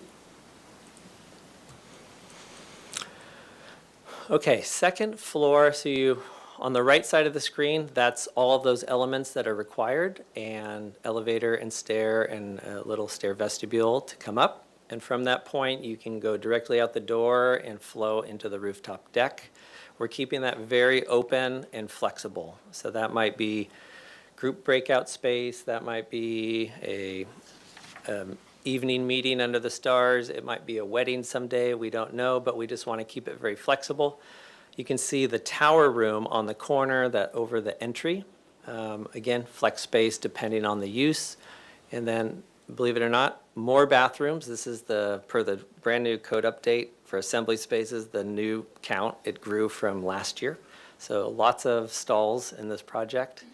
And then low storage, we see then low storage. So that's going to be about just 5-ish feet. We're trying to keep it just a little higher from parapet height so it's not an element seen from the right-of-way. Access to the secondary stair. And then the tower is 2 parts. So what we show here is where it says assembly, that more or less the square proportion is the original tower. Now, where it says storage, that exists today. And at the time of submittal, we were using that, but since we've had site investigation and we've decided to remove that portion that currently says storage to reveal the original tower. And it's all there. We got to crawl in. I mean, tiles are there, roof tiles are still there, so it still exists. They just framed right over it. So that was a good benefit. Okay, let's go next. And then you can see plenty of space for mechanical, really where it already exists today in the back. Zoom out. So elevations. Below is the demo plan. This is the Anacapa elevation. So really not changing scale too much. What we're doing is just kind of pulling off the pilasters and the base and the sandstone. And we had a desire just to keep it simple and stately, more in tune with the historic landmarks zone, more of classic Spanish colonial. So pulling a lot of that off. And then proposed on this side is starting to the right. So you see that's where opening up the corner, kind of the tower element is meant to be announcing us on that intersection, kind of grounding the building, announcing the building. So open up that corner. There's a tower room above with Juliet balconies on both sides. And then we step down to the parapet wall. So we're replacing that. Obviously, we're reconstructing that whole roof structure. So as shown, we're raising that up to this is shown about 48 inches. Now, since that time, we visited the Moxie, and because there might be kids on the roof at times, we as a group would like to see a glass rail detail inside that wall, how they accomplished that at the Moxie. We didn't want this wall to get too much higher, but we'd love to get a glass rail 5 feet. It's not reflected in this yet, but just want to put that out there for comment. So this is shown at 48. We'd have something behind it. And because it's a little higher, we are stepping down with some detail to the original facade on that north end of the property. And there's a hint of that neighbor's little cottage right there. That's sort of the context. Mm-hmm. And then just behind, the little chimney element on the facade is existing, and that little doghouse beyond is our secondary stair. The windows, where you see the 2 blue awnings, are existing openings, so we'll just clean up, add new awnings. And then the bathroom, we're introducing a stucco screened opening there. Okay, let's go to the next elevation. On Cabrillo, yep, similar strategy, demo of those parts. And then on the proposed, same thing, tower room, existing 3 windows, and existing facade. Obviously, we'll introduce new storefronts and decorative tile in those 2 openings. And then you see a much simpler tower for the elevator stepping back beyond. That's the scale. I mean, we think it's nice that we have such a huge tree adjacent to this project for scale. And then, as you can see, the roof deck above and the tower elements beyond. Let's see, one more view. Oh, 2 other elevations. So this is that parking lot elevation, essentially where you still get the entire profile of the original concrete building. So we're essentially creating new structure and building behind. So that second level does step back about 10, 12 inches, right? So we're observing that wall. There's the elevator tower on the left, and then the right is the lobby and bathroom core. And then on the right is the backside of the existing tower. And next, this is the north elevation. So the tan dashed box is the profile of the cottage. And then the same thing, the white wall is all existing with exception of that portion that we're stepping back and keeping as low as we can. And everything else you see on the second floor is pushed to the other side of the property. And then last sheet is an intersection view describing the entry tower. And there's, what we like is there's a little asymmetry between the 3 windows on the right and the 2 on Anacapa. And did I forget anything? Nope. Okay. Why don't we, 30 seconds left. That concludes our presentation. All right. All right, well, let's open it up for public comment then. Anyone in the room for public comment on this item? All right. Have you filled out a speaker slip yet? Yes, Got Chair it? Grunbein, I Great. have it. Okay. Ms. Jacqueline, please come up to the mic. I had submitted a letter, but you didn't get it, so I brought it with me. Okay, great. So I'm going to read it because I feel a little emotional. Sure. Got a lot at stake. So I'm writing the commission to state my concerns about the recent news that construction at 1002 Anacapa is planned. I'm a business owner and have been an occupant at 1010 Anacapa Street, immediately next door to the building. It's the small one-bedroom house, quite a bit close, very close to the building itself. Yeah, I'm next door to the 1002 Anacapa building where construction of a second story is proposed. We share a tall, currently intact wall that leads to the main space in my building. Since 2012, my business has been located at 1010 Anacapa Street, the Valdez House, a designated structure of merit. As the business owner of this location, I've been able to build private practice serving mental health care needs of individuals and families in Santa Barbara community, as well as mentoring marriage and family therapist associates who attend the clinical graduate programs locally. The setting has been conducive to providing consistent, high-quality care to the Santa Barbara community, and my clients, associates, and I have enjoyed peaceful, relatively noise-free setting. My main concerns about the proposed construction are the following. Parking, particularly during the construction, but I don't know what's going to happen after the construction. We don't have my building doesn't have parking for either clients or myself, so I park down the street you probably know Willie Wood, at his another area. But clients really rely on the street parking, they rely on the parking around the area.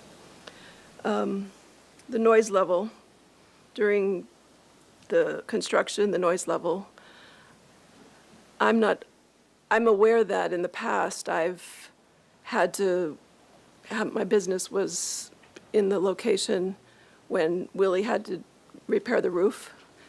For 3 weeks or so, I wasn't able to practice at all. The noise level is not conducive to the work that I do. He was generous enough to compensate me rent, but my practice wasn't able to make money during that time. The length of time under the impact of construction, I don't know how long this is going to go for. 3 weeks was a long time for my income, but this sounds like months, perhaps years, I don't know. I think one of the main concerns I have about the construction itself, we're very, very close. We share this common wall, and I don't know what's going to happen to that one wall. I can see some of my fears are being realized that they're going up even further, and many of the light wells and lights on the, what do you call the ceiling? What do you call it? Ceiling. Skylights? There you go, skylights, are slanted towards that building. So with construction, quite a bit of light on that side of the house will be gone, will be darkened. Of course, the noise level, as I had mentioned during the construction, which is my main concern, after the construction, I don't know what that'll look like. Occasionally, they have folks already up at the rooftop, usually not during my business hours, but there is a tenant that actually lives there.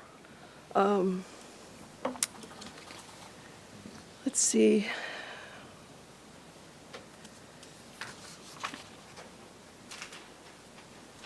Well, I'll just read this part. The current occupants have a large gathering, sometimes occupying the roof, transmitting noise, vibration to the spaces at 1010. I'm concerned about enhanced noise level and other activities in the proposed space that may occur randomly during these events and potentially increase this in the future, which I have no control. These are concerns come in the context of this is my personal experience, come in the context of having been, we're recovering financially from the big impact of the COVID-19 pandemic has resulted in the need for me to rebuild my practice after that. Construction noise is present. I cannot practically or ethically offer my services. A quiet, serene environment is necessary for quality mental health services. And I know this because I mentioned the roof construction required that I shut down my business for the 3 weeks that Willie had to do that, which is understandable. I work mainly Monday through Friday, 9 to 6. The Woods were generous, to compensate me during the time that my business was not able to function there. But I think the toll on my practice is difficult to describe those unfamiliar with the delivery of therapy services. It's just not possible to have noise happening, hammering or noises of any kind. Otherwise, it's very distressing to the people who are trying to be in touch with what's going on with them. There's emotional experiences that are trying to be regulated and understood. My clients do occasionally make noise, but it's not to the level of construction. So in summary, the project will inevitably impact my business, my practice, my clients, and most definitely my income for an unknown period of time. As a result, I'd like the opportunity to negotiate some conditions that can affect that business in some way. I don't know, such as hours of construction, days of the week, parking accommodations, noise level. I'm just pleading with my business. I've been there for a decade. I've known Willie for a long time. He recently passed away, by the way. I don't know if people know that. So he's not here. He would have been here had he not passed away a few months ago. So I thought maybe Barbara would be here or someone else, but it's just me. And I'd like that to be considered. I'd like to be considered in my work. Okay. Thank you. Thank you. All right. Is there anyone else in the room that would like to speak for public comment? All right, seeing no one, can we go to virtual comment? Thank you, Chair Grumbine. If anyone participating virtually would like to speak on this item, please raise your hand and we'll call on you. I'm seeing a couple raised hands. First, I have Gina D'Amicis, and following Gina will be Dwayne. Gina, I'm going to go ahead and send you an unmute request. Please go ahead and unmute, and you'll have 2 minutes to talk.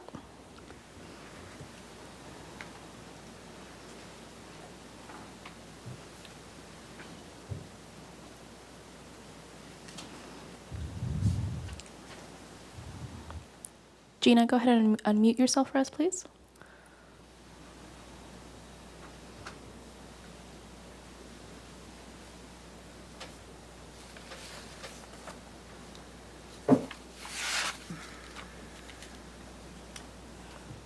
Gina, I believe you're still muted. Are you able to unmute so we can hear you speak?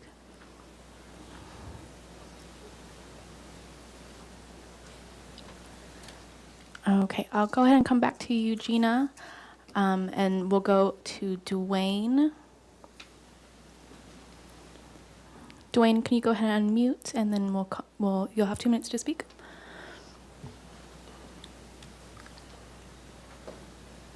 We're striking out.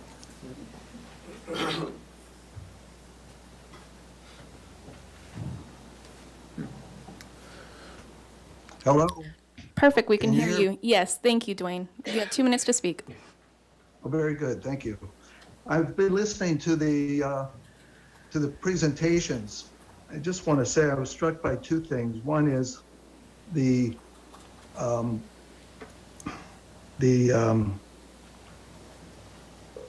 comment about that historic house, which houses a resident and a functioning business, as a, quote, little cottage. It seems very dismissive in my perception of how it's described. Secondly, the raising of the height clearly is going to affect the view from any position near that building.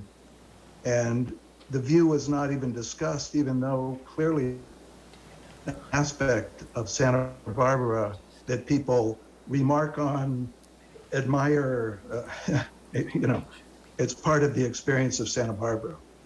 And, you know, the flexible space leaves a lot of room for whatever happens. And that affects the neighborhood, the residents, the business. You know, they make it, it's just interesting, the way it's described by the architects or the presenters, I assume the architects, make it sound very non-impactful. But I think it has a significant impact, not only on the local residents, plus the owner who actually was not there, as Jacqueline Baraldo mentioned, because he's not available. But the people who walk by every day, go to the community center next door, the banks, et cetera. I think it has a huge impact that needs more consideration than what I heard today. Thank you. All right, thank you. All right, if there are any, let's see, Gina, let's go ahead and see if we can get you going. Okay, hello? Perfect, we can hear you, thank you. Oh, yay. Thanks. That took a while to figure out. So my name is Gina, and I am the current, or one of the current residents at the 1010 Anacapa. I'm the one, the tenant who actually lives in the back full time. I am a registered nurse and have been working within the Santa Barbara community for 5+ years. I've lived here for about 2 years. With my schedule, so obviously this is a huge impact. The structure that they're discussing as far as the balcony goes would hurt my privacy, considering that we have about 3 skylights in the building, and all of them slant towards their proposed balcony. So I would have individuals being able to look into my kitchen, into my bedroom, into my living area quite easily. Also, the view just for the backyard, depending on the structures that they build up at the top and how that manifests, would cut probably quite a bit of sunlight in addition to lack of privacy. Like Jacqueline mentioned, construction is a big deal. I work odd hours, so I sleep during the day a lot of the time. I'm often working times that people are resting, so my schedule has been off. I also want to just mention that this home has been here probably since the 1920s. It was one of the first homes on the block, and it's extremely special, antique, historical, all of those things. And the owners put a lot of love into it. I know I'm running out of time, but I wanted to just share my piece. Thank you. All right, thank you. Thank you. If anyone else would like to speak, please raise your hand. All right, not seeing any other raised hands. And then we did receive written correspondence from Gina D'Amicis, which was distributed to the board. Back to you, Chair Grumbine. All right, thank you. Okay, so we'll go to the commission for questions. Mr. Chair. Yes, Vice Chair House. Do you have any drawings that show the height of existing components? Yeah, that would be very useful. To show where you've increased height of the building, Yeah, so we could and assess actually- that impact.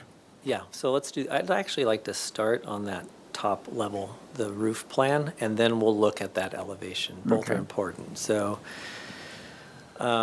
we did consider these things. So from holistically, the L building as that 1920s building. We were trying to observe it. So looking at the north property line, you see it, the jog there, and you see the outline of the house, right? So it's a little faint. Izzy, can you kind of mouse over it?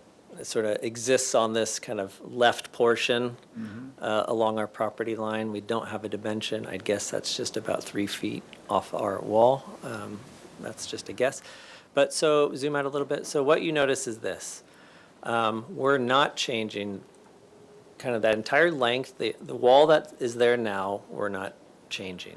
The tower, we're not changing. So all that context is exactly the same. It's just that one portion. So kind of the front half of the existing cottage, yes, we are adding a stair down and keeping that as small and as low as possible. So let's look at that in elevation. Let me ask you a question before you go away from there.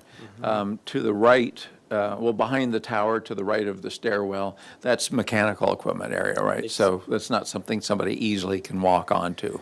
No, that's existing rooftop area and equipment. We're proposing no change to that area. Okay. Now, one thing I might point out, again, this is early, it's our first visit here, right? So we do have that one path to the secondary exit stair.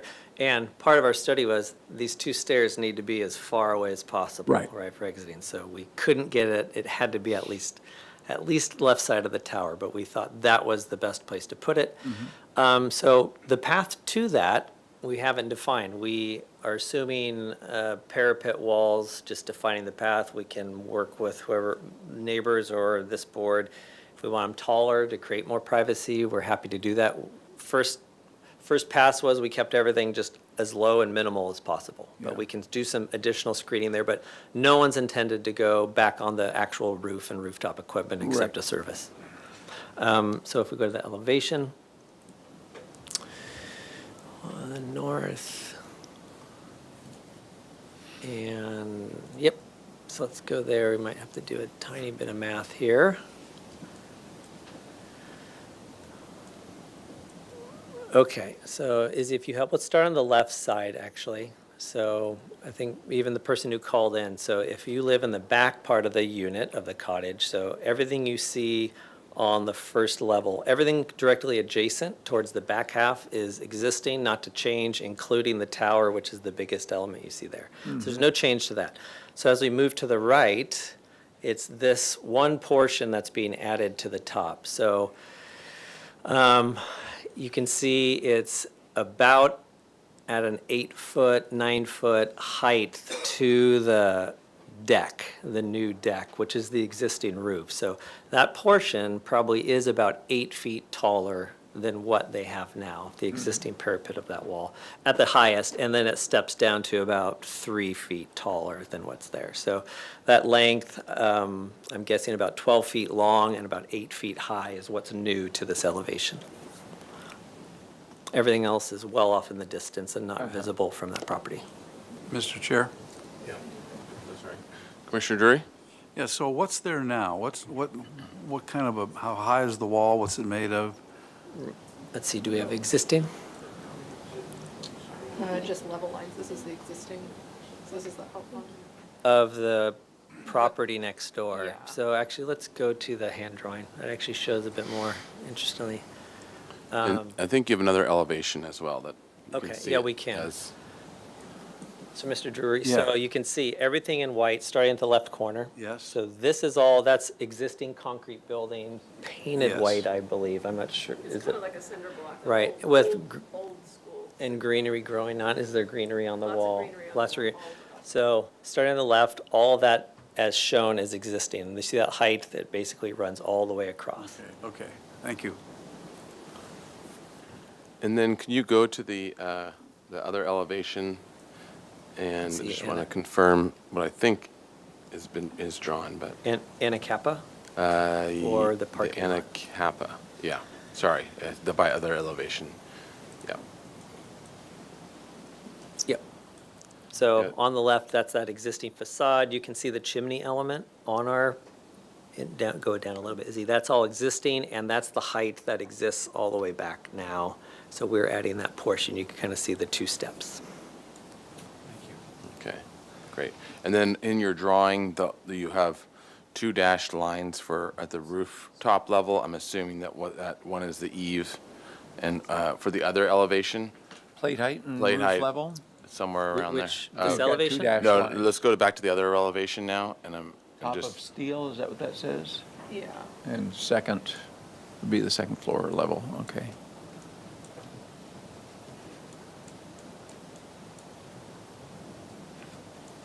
and, Can you do me now? no, I just wanna the make sure. the hand dash lines of the existing structure. Ah, Just to that- confirm, that one's the peak of the roof at the very top, and then the eave? Yes, Okay. yes.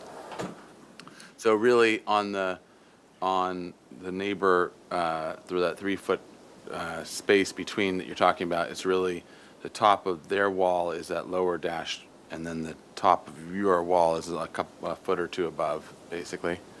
Okay. Currently as exists, and then you're at your, pushing it up 8 feet, and then, do you know if the current wall can take that additional thing, or is that really just gonna be cut out and reconstructed as a stair, a whole wall thing? Or do you think that you can actually add to it in that way?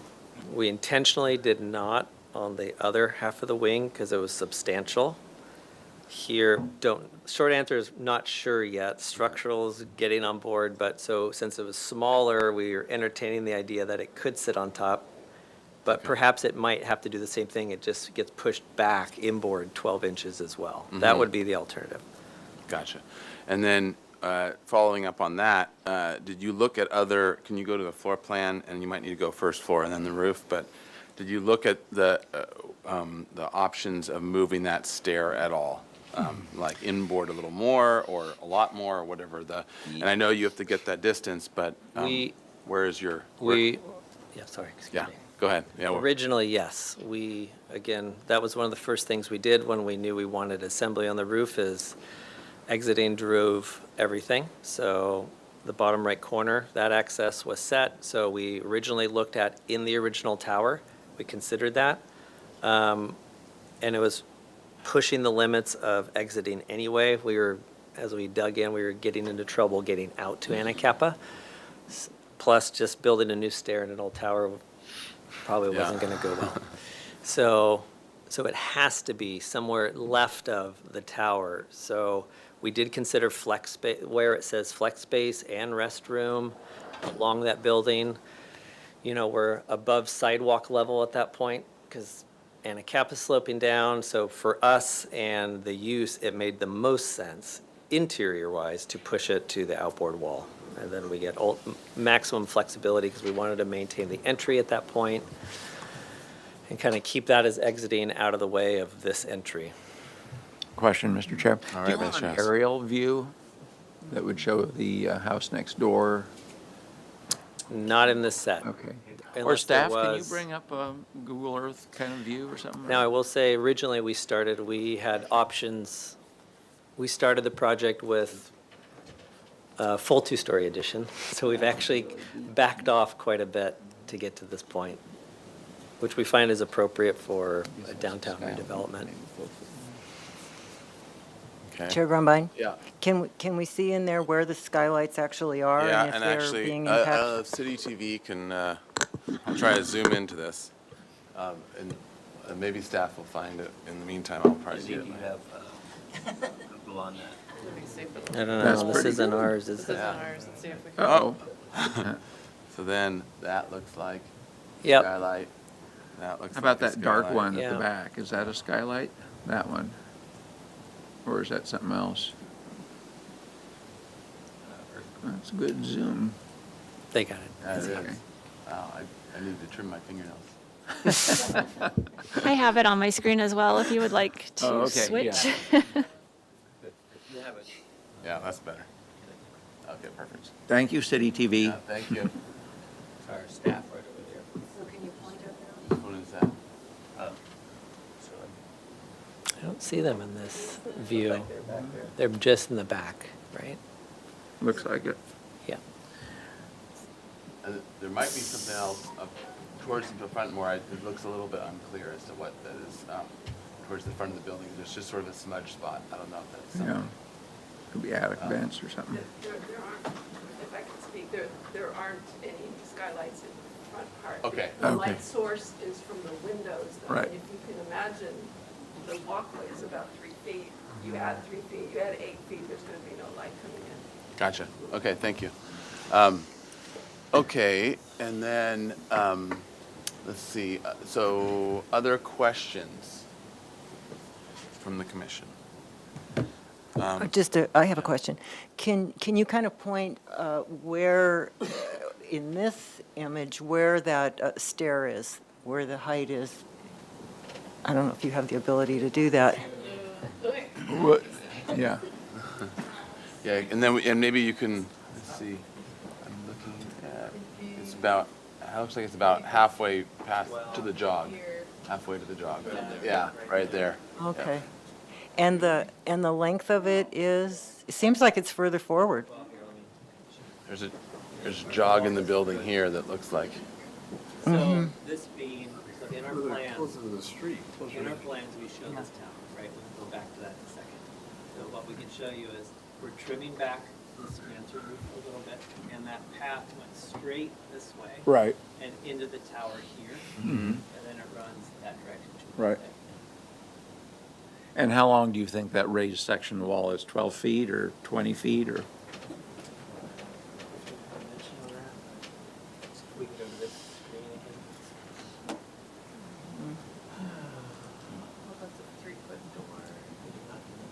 What's that dimension to the upper right there? It looks like it's about the same length, that red line up there in the upper right.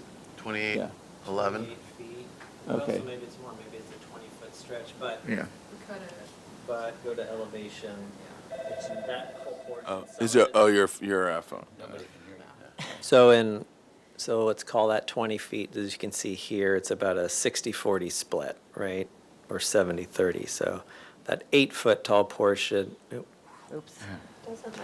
It does that It does sometimes. after a while. Your time is up. Yeah, yeah. Put another nickel in. so in that 20, it's the step up, right? So let's say it's more than half, so it's 12 feet, the 8-foot portion, and then 8 feet is that 3-foot tall portion. Okay. Okay. Other questions? I'm going to suggest that future exhibits are going to have that as an issue, so you might want to have some 3D thing going on or something to Yeah. clearly demonstrate it. But, Mr. Chair, while I've got the microphone, so you know that the probation building next door will go away at some point because they're building a new one. And behind that is like a 5 or 6-story new courthouse going on.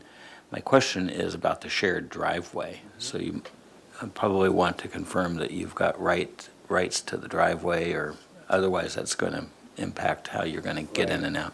Yeah, it's our understanding we do have the paperwork. There is a shared easement currently attached to this property for this parking. Okay. Other questions by the commission?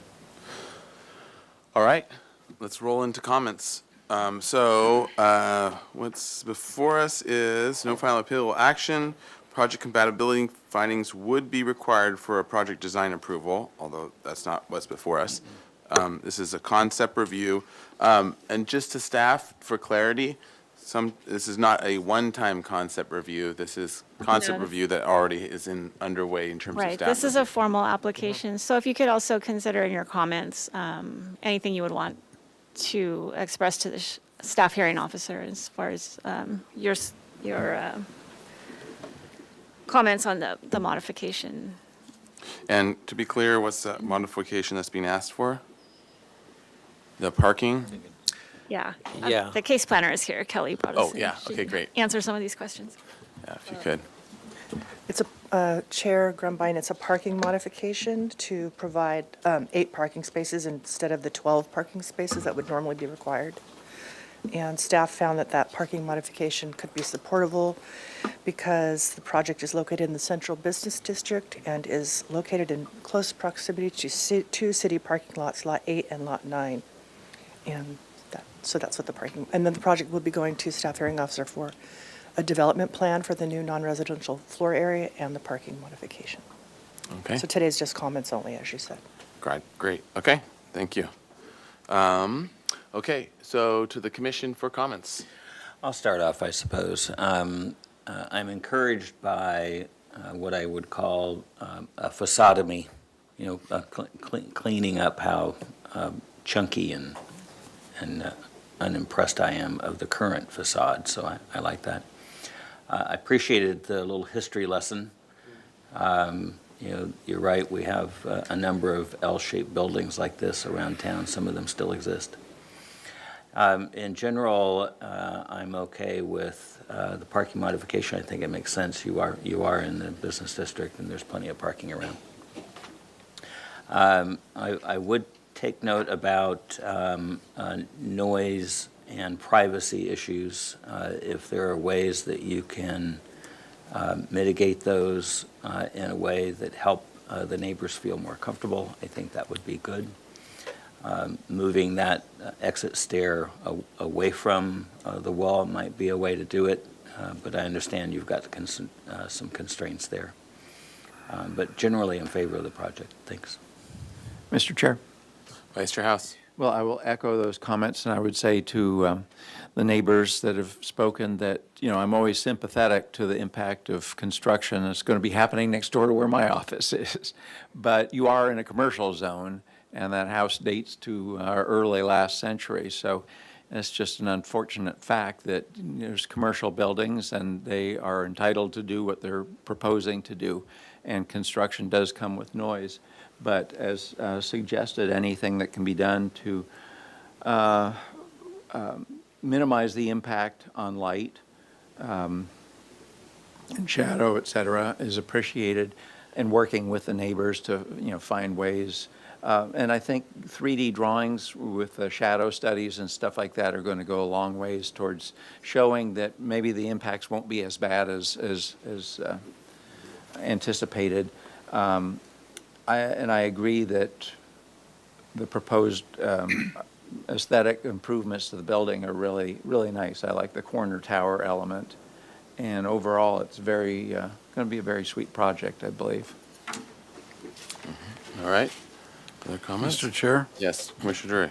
Yes, I'm sorry if this is a question, it's out of order perhaps, but how much demolition do you propose on that northwest, or that north-facing wall? The one that parallels the house?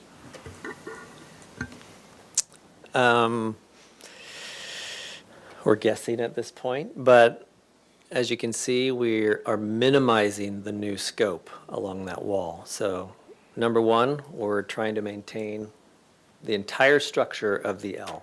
So we don't want to demo any of that. We just want to, in this case, that little stair doghouse on top, we're just adding to that close or on the perimeter wall. But no demolition is proposed to that north property line wall. Thank you. Thank you.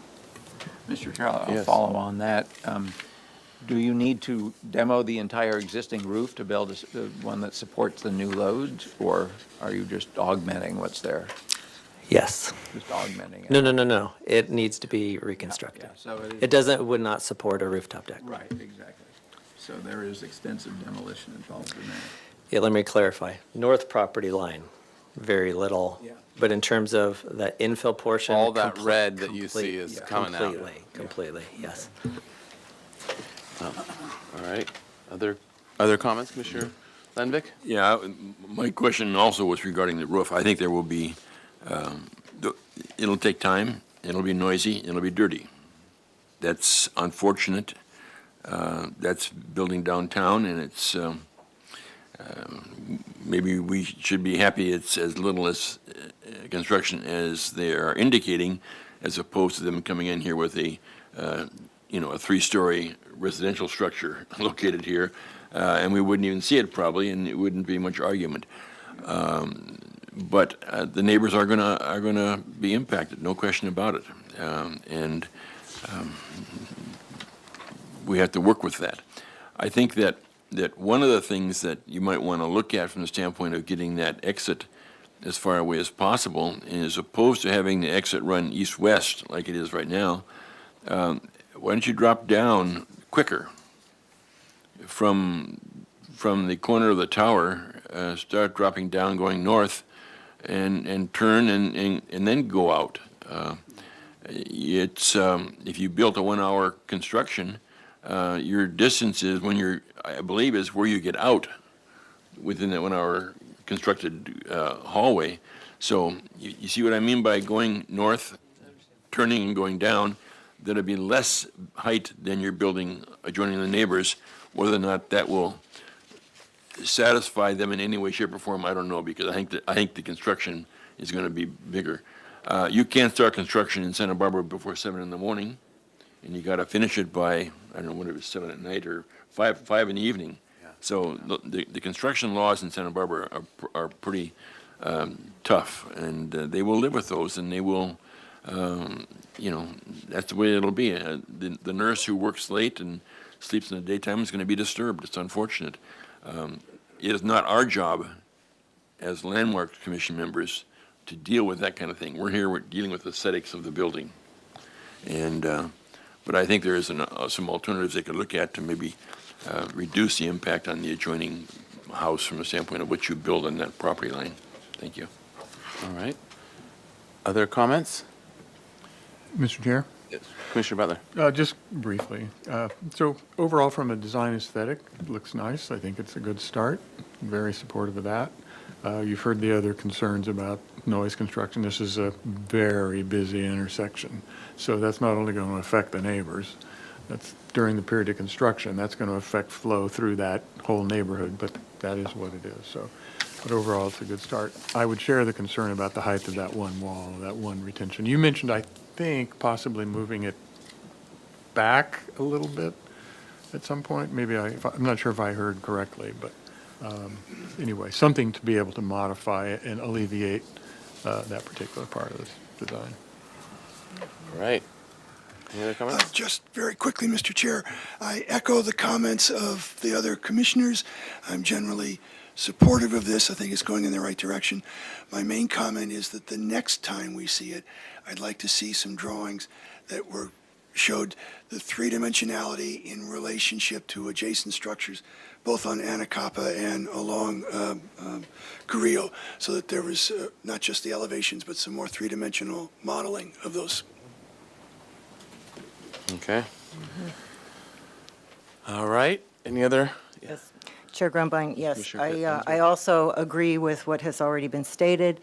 And I would just like to appreciate the sensitive way that this roof has been put together. I think that the neighbor can feel better, that I don't think people are going to be looking over into the skylights. So I think you can rest assured that that won't happen, because this is the mechanical area of the roof. I agree, see what you've heard everything. So if there's any way you can do something about the stair. And then finally, the glass railing. I'm not very enthusiastic about that.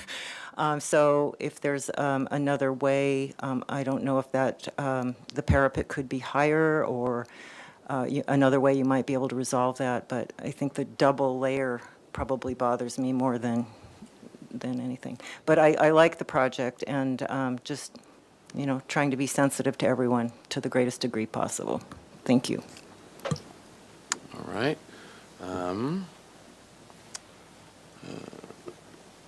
All right. So with that, let me try to give a shot. Anyone else want to make any other comments before I try to summarize here?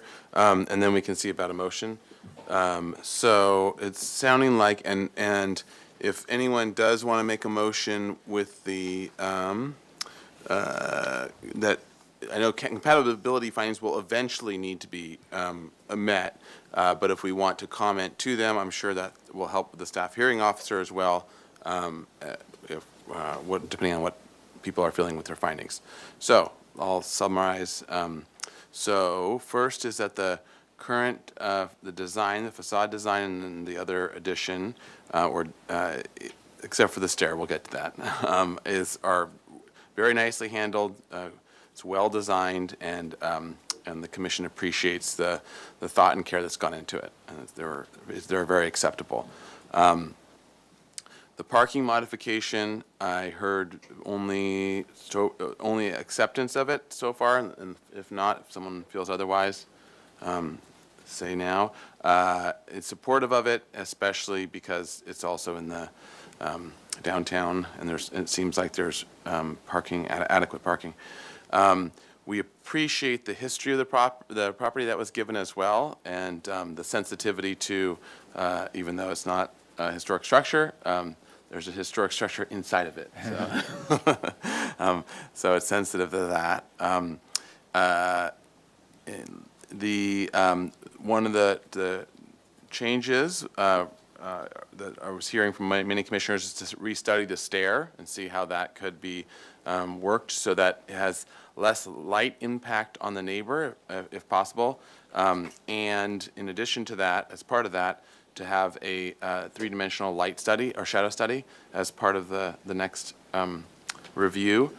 And then. Mr. Chair? Yes. Just a clarification on that comment. I would suggest that your comment be the northern stair, not Oh, the- yes, not sorry, the thank southern you. stair. Thank you. Yep, good point. For the northern stair. And with and also with the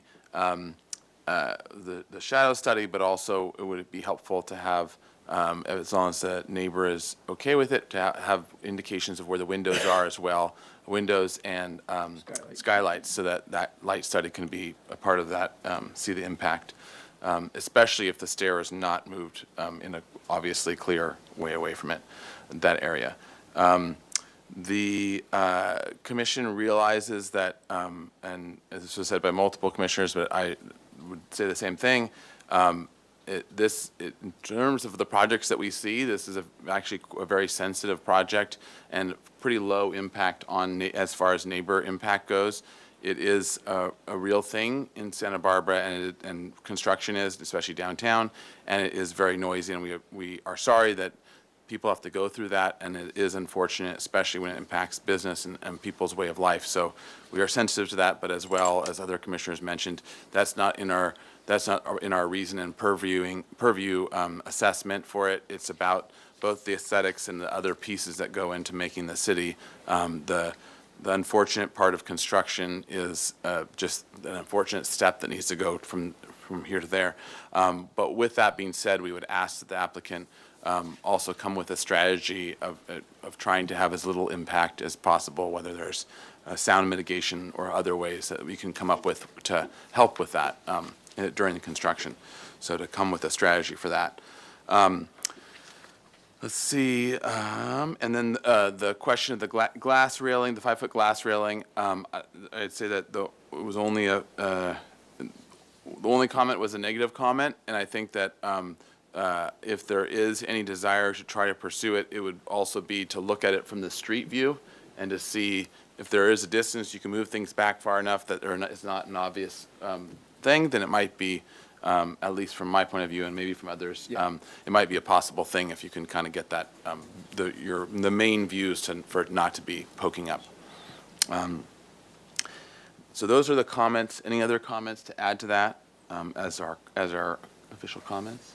You said the correction of the stairs, is that taken care of? Yeah, so it's to restudy location and to try to pull it away from the neighbor. So leaving it general for now. They heard some of the particulars that might work. But Mr. Chair? yes, Vice Chair. I'll make a motion for an indefinite continuance with positive comments to the staff hearing officer for the modifications, and that we would be able to make the compatibility findings. Okay, and do you want to go through some of those or not? I don't think we need to at this point. We'd do that as a PDA. Yeah, okay. Second. With the And then comments second of by the, Commissioner Chair Uli. Dave. Okay. All right, and seconder agrees with the comments? Okay. All right, under discussion, any discussion on it? Any more discussion, I should say? Okay. I thought you were raising your hand. Got to be careful. Wants out of here. All right, all right, roll call vote, please. Thank you, Chair Morrow. Go ahead and take a roll call vote. Commissioner Uli, Yes. Vice Chair House, Yes. Commissioner Dordan, Yes. Commissioner Drury, Yes. Commissioner Ensberg, Yes. Commissioner Butler, Yes. Commissioner Lundvik, Yes. and Chair Grumbine. Aye. Motion passes. Thank you. All right, thank you. All right. Thank you.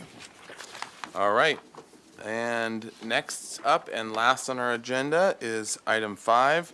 This is a new item for concept review. Another person from our This is This is, oh yeah, this is, the project site is located, 225 Equestrian Avenue. The project site is located in the EPV, proposed to demolish all existing on-site structures and construct a new 3-story mixed-use building comprised of 4,600 square foot single-unit residence, a 656 square foot accessory dwelling unit, a 500 square foot commercial office, and a 530 square foot attached garage. So no final appealable action will take place at this hearing. Project compatibility findings would be required for project design approval. All right, so with that, welcome. If you could introduce. No, I wanted you to know can- why he has a bigger scale than I have. If you could introduce yourselves for the record, and then after we hear from staff, we will then, you'll then have 15 minutes to present. Oh, sorry, you gotta press that, yeah. Jeff Shelton, architect. Mel Hibbert, a potential owner, I don't know. And Mary Langtot Herbert, also an owner. Okay. All right, so does staff have any comments for us? Thank you, Chair Grumbine. Yes, I have a few staff comments. So the purpose of this hearing is a general conceptual review of the project. It's a proposed mixed-use building, 3 stories. And the project has gone through an initial review with staff, and staff determined that 3 modifications are currently required. The applicant, Mr. Shelton, may be making some changes to the design to avoid 2 of the 3 modifications, but as currently designed, the 3 modifications are to have the building have a 0 interior setback shared with 223 Equestrian Avenue, an interior setback modification for portions of the 3rd story along the interior setback shared with 1223 Garden Street, to have a 6-foot setback rather than the required 10-foot setback for 3rd stories, and an open yard modification to not provide the at-grade open yard. Because this is a mixed-use project, they are supposed to provide 15% of the net lot area at grade for outdoor enjoyment for the residential unit, as well as private open yard. The at-grade open yard requirement for this project is 795 square feet, and for private is 96 square feet, and that can be located on the 2nd or 3rd story, and they are complying with that. So staff is looking for general feedback on the design of the project as it relates to these modifications, so overall aesthetic appropriateness, size, bulk, and scale, building height, and those issues. And I'll turn it over to the applicant for their presentation. Thank you. All right. All right, thank you. The clients here are moving up to Santa Barbara and has a podcast business of some medical podcast business, and that's going to be the business in the bottom floor, and they'll live in the top 2 floors. As far as the modifications goes, it's correct. We have 1 modification we really need to make this project work, and I'm going to go through all that. The other 2 will not be part of the project. We'll solve those. They're minor fixes. And of course, this is just our initial shot here showing you the problems with the lot or the difficulties. So this slide shows first the green lot there is our lot. And we'll show in more detail all the different uses when we get to it. But there's apartment buildings to the left. There's commercial behind, a residence behind, and more commercial. And across the street, we have a senior housing project, 35 to 45 feet tall. And then the building right to our left, 223, Barry Burkus, his old house, is the project that's really dominating our lot at the moment, and we're going to get into that. Now we're in the OR zone, and also on this lot is the CG zone up towards closer to Santa Barbara Street. On that side is CG. So we have all sorts of different things going on here, mostly commercial, just like it's supposed to be the transition zone over to the residential area, to the residential zone to the east. So if you look at the plan here, it just gives you the site plan. Our building basically fills up the lot up to 5 feet from the north property line. The existing building does, which we're going to be removing. And you can see that the OR setbacks for this sort of a project. Now, if it was a AUD, we wouldn't have those setbacks. It would be property line to property line for 4 units, and we'll get into that. We don't want to do that right now. Let's go to the next. Now, if we, I'm not sure, I'm sorry, I'm the wrong guy on this. How do I get these bigger? Hit the Z key, and then you can draw a little Box key around, yeah. Just hit Z The Z on the key. keyboard. Okay. There you go. Now draw a marquee. Cursor. You can use the mouse. Oh, now I've done it. Okay, so this is just going to run you through these. This is Victoria Street looking towards our lot, but you won't be able to see it. Corner here, apartments and commercial, restaurant, commercial. This is right behind our property. Our property is that pink building right there. If we go down to this, sorry, here. Control 0 to zoom out again. You're talking to the wrong guy here. Uh-oh. Someone better help me here. Was it control? Is that the color Control you're 0, proposing? isn't it? Yeah. Control is a PC. Control right there.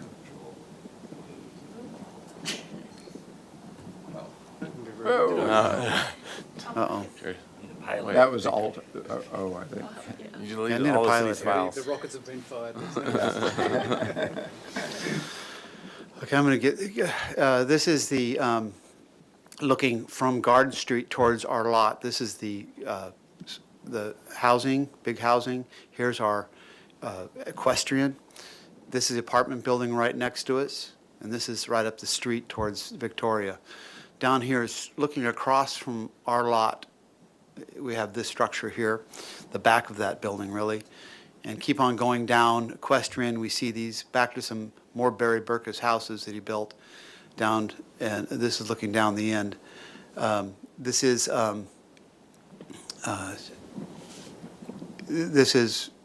looking up equestrian. This is the Barry Burkus building, as I call it, 223. Here is our building right here. It's a great old building. It happens to be covered with asbestos, so we can't really save the exterior of it. And this is the apartment building next to us. If I can push this arrow, I've got that one. So this is basically our problem. You know, all lots have these issues. It's this the 223, I'll call it now, building is right on our property line. No, there's maybe an inch, and it's 3 inches, they say. We'll see when we get our survey out here. But it goes from 28 feet to 35 feet, maybe a little more right there. But so it's right on the property line, and it is the key to this project, that it was sort of built like a CG, building down here with no setbacks. And so we have this western Santa Barbara West view. We don't have one. Plus, we have a big blank wall that dominates us. And so our whole theory is our whole building design is around that looking east. And you'll get to that. Rest of this is next door, a big 25-foot parking lot and apartments. This is down the side of our building. Here's the 223 looking at our building, at our existing building. And here's the rest of our building here. So we're going to stick with this for a little bit. This is just shows us the basic idea. We're trying to build right here up against the property line, 6 inches or so, enough to get a fumigation thing in there or something, with protected from the weather, of course. But we're trying to just very simple little architectural things, just, don't be in line with their garage, which is 14 feet back from the street. Kind of pop it out, have our garage area 20 feet back, 6-foot setback and a 10-foot setback in the back. This shows the modification we're asking for right there, that 10-foot, 6 and 10 feet. This, and so here we'll have his office area and circulation elevator, and we start to be at the ground level right here with a courtyard, so we can get some light in there. this is open yard calculations, that's a little bit premature, just to get the application. We'll go right to the colored ones, they show better. Right, this is the drawing we just saw. And as we go up, we start to double the courtyard on the second floor. And this width of the building is only 20 feet, as opposed, this building's 25 feet here. So we're trying to keep the bulk of the building similar to these narrow houses here. These are bedrooms here, and we have an ADU in the back here. We're entering it from the back right now, but we plan to enter it from the side. So this will be all open yard back here. When we get to the third floor, we have dining, living room, kitchen, and their bedroom, and all open courtyard here. So we really cut this lot in half to try to keep it somewhat open towards this way. Now, we're always concerned about, does someone build a giant building here? Do they build a giant building here? We already have a giant building here. So I have small windows here. So let's say all that stuff happens, we'll have this little courtyard building with views into the courtyard and views this way only. So planning for the future. I could accidentally did that. Now what do I do? How do I get on to the next? Next sheet. Yeah, here we go.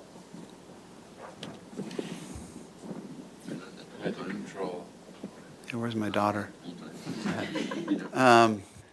This is the roof plan. This sort of shows you what we're planning.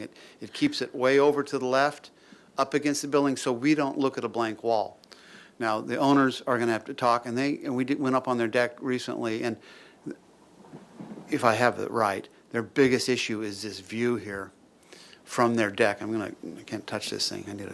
Is this view from here looking that way towards the mountains. And so they're concerned about this. We've been trying to flatten it out, trying to decrease it. And we have other ideas that we're going to try to work with them on. But that, we'll let them talk. But that seemed to be one of their giant issues. Someone can get, okay, this is just a view of the west wall. The yellow, the blue is the 223.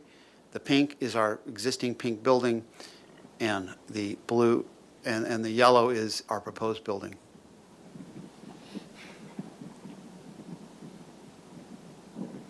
We're going to move on to the colored ones. They show a little bit better here. And okay, so this is a cross-section, long cross-section that sort of shows right through our courtyard and shows our stepping courtyards up like this. And we're taking a north view while we have it. When we don't, we'll be looking the other way. Oh, boy. This is the back view looking from the Victoria Street, that side looking back. We wouldn't be having a balcony if we actually did this plan, but this is just so preliminary. But we're not going to have a balcony on the back. This would be the view from the parking lot to the east. There'd be a wall, where those doors are, but sort of the idea here is to see if we can somehow not have a big wall to block the parking lot and apartment, but have planters along the parapets that could make it so we don't see them and they don't see us. So that's the idea of those orange trees up there. And then the front, this steps out 4 feet, this whole entry area, and this is 10 feet back, and this is all 20 foot back right here. And this is just starting to play with shapes and openings and bedroom area here and living area up here. This would be just a metal pergola with solar panels on it. Just because he's looking for a lot of solar panels, and I'm trying to figure out where they'd go. This is oh boy, how do I reduce the size? There we go. A longitudinal cross section, Victoria Street over here. It's 8 feet higher. It drops down, and we just have this fear. I try to tell clients, someone could build it here. Let's just make sure ventilation windows are here, and let's make sure we focus this way. And then here's that building across the street. This is right through the apartment buildings, through our lot, through 223. They also have a modification here for a 3-foot setback, and then they have this house. I mean, it's a clever thing they did over there. It's just impacting us now. This is, when you want to get in more detail, it shows, we didn't complete this, the sizes of all the buildings, because I couldn't find all the commercial areas on the city websites. Perhaps there's a way to do it. But it shows most of the buildings, for sure, the residential buildings, uses and sizes, and it also shows all the setbacks. And there's everywhere from 6 to 0 to, 10 to 3. It's all over the place, how this city got built. Let's go to the bottom of this page. And this, if you ever need to go back and look at it, just, wow.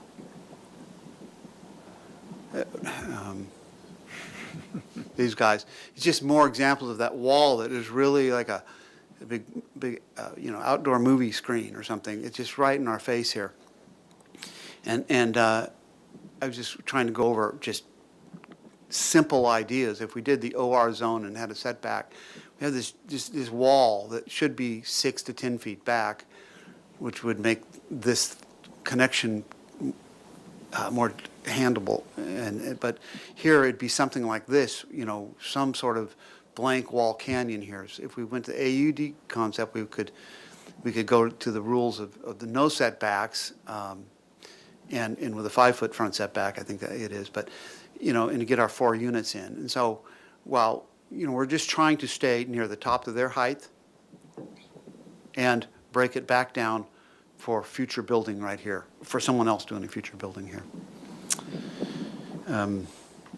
That's pretty much our presentation. Do you have anything to say? Okay. What did he say?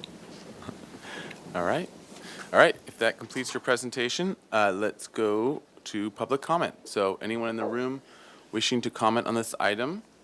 All right, well, have you got speaker slips? Great. Thank you, Chair Grumbine. First up, we have Rick Westerman, excuse me.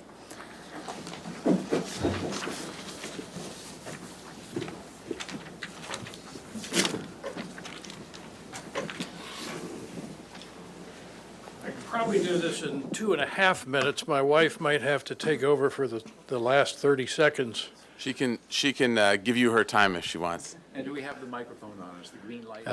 Yes, the green light is on. Yeah, so you can. I didn't think that was allowed. Yeah, only if she says yes.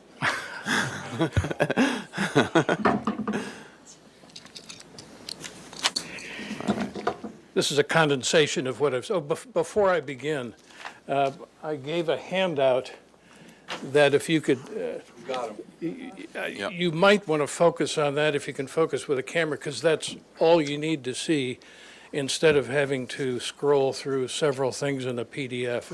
It's the choice Okay, of it might be easier. Yeah, let's try City TV. Can you try to flip through here?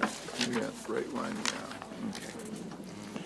But I put all the exhibits on those 2 sheets, so it's the commission's choice. Yeah. Oh, perfect. Okay, great. That's everything you need to see.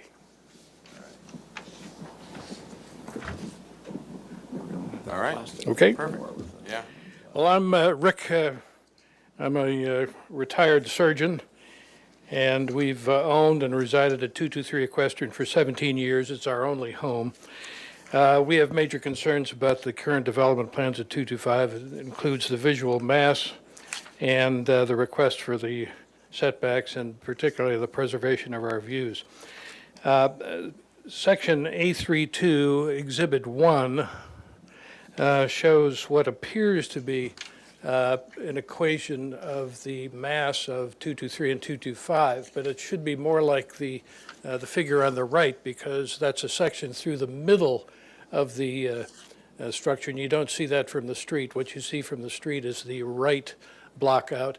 And as you can see on the lower picture, the 3rd floor of our house is set back 36 feet, so it's invisible from the street.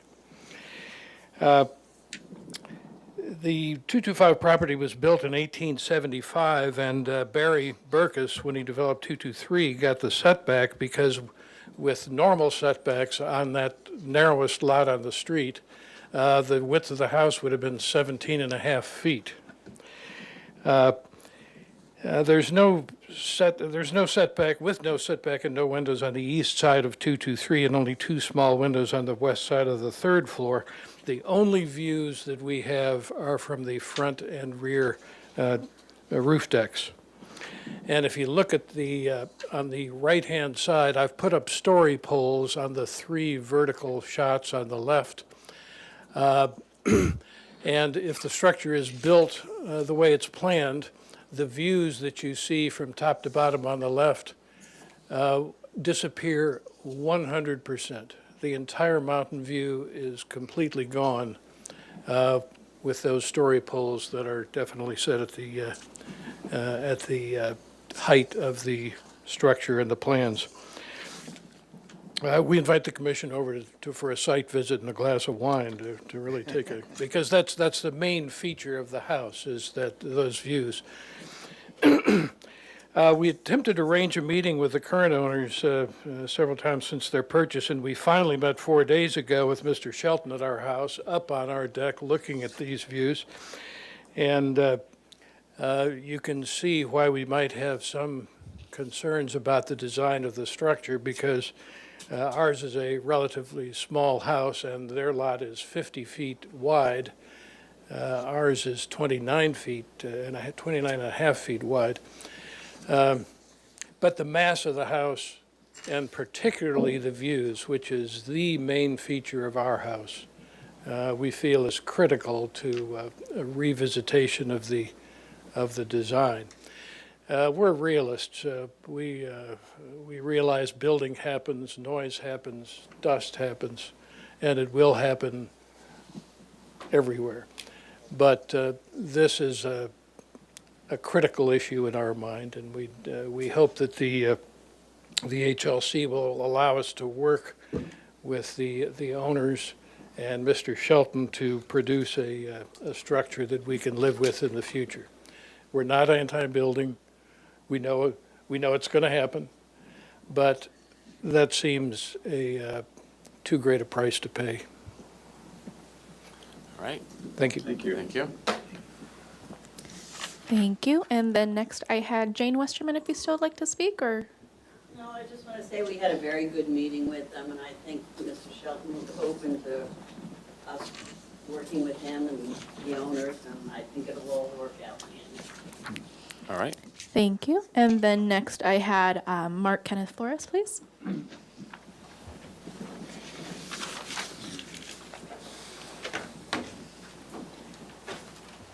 Hi, good afternoon. I'm Mark Kenneth Flores. I'm a resident and practicing attorney in Santa Barbara for over 35 years, and I'm current owner, along with my wife Shannon, of 217 Equestrian.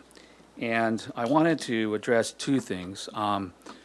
First of all, parking, and also the size of the proposed residence. As you may know, our street actually ends right where the Santa Barbara Street, is perpendicular to Santa Barbara Street. And that begins where the county building and all the county structures start, including the courthouse. And there's not only the employees of both who park on our street. During the week, it's rather overwhelming, and there's no parking. I understand, and it was addressed today, that there was going to be a commercial office that was going to be used for podcast purposes, which is fantastic, because that will not add any commercial use to the building and impact parking. Also, but my concern is sometime if the building is sold in the future, and that is allowed, it will impact parking if that is used for commercial purposes, not only with the employees who may come in, but also clients coming in and out of that street. It's a very small street, and I invite you to go look at it. Also, there is a ADU unit that is going to be proposed. I want to know if that is going to be rented. I haven't heard any discussion about that, and I don't see any concern or anything in the plans about tenant parking for that ADU unit. So that's also a concern.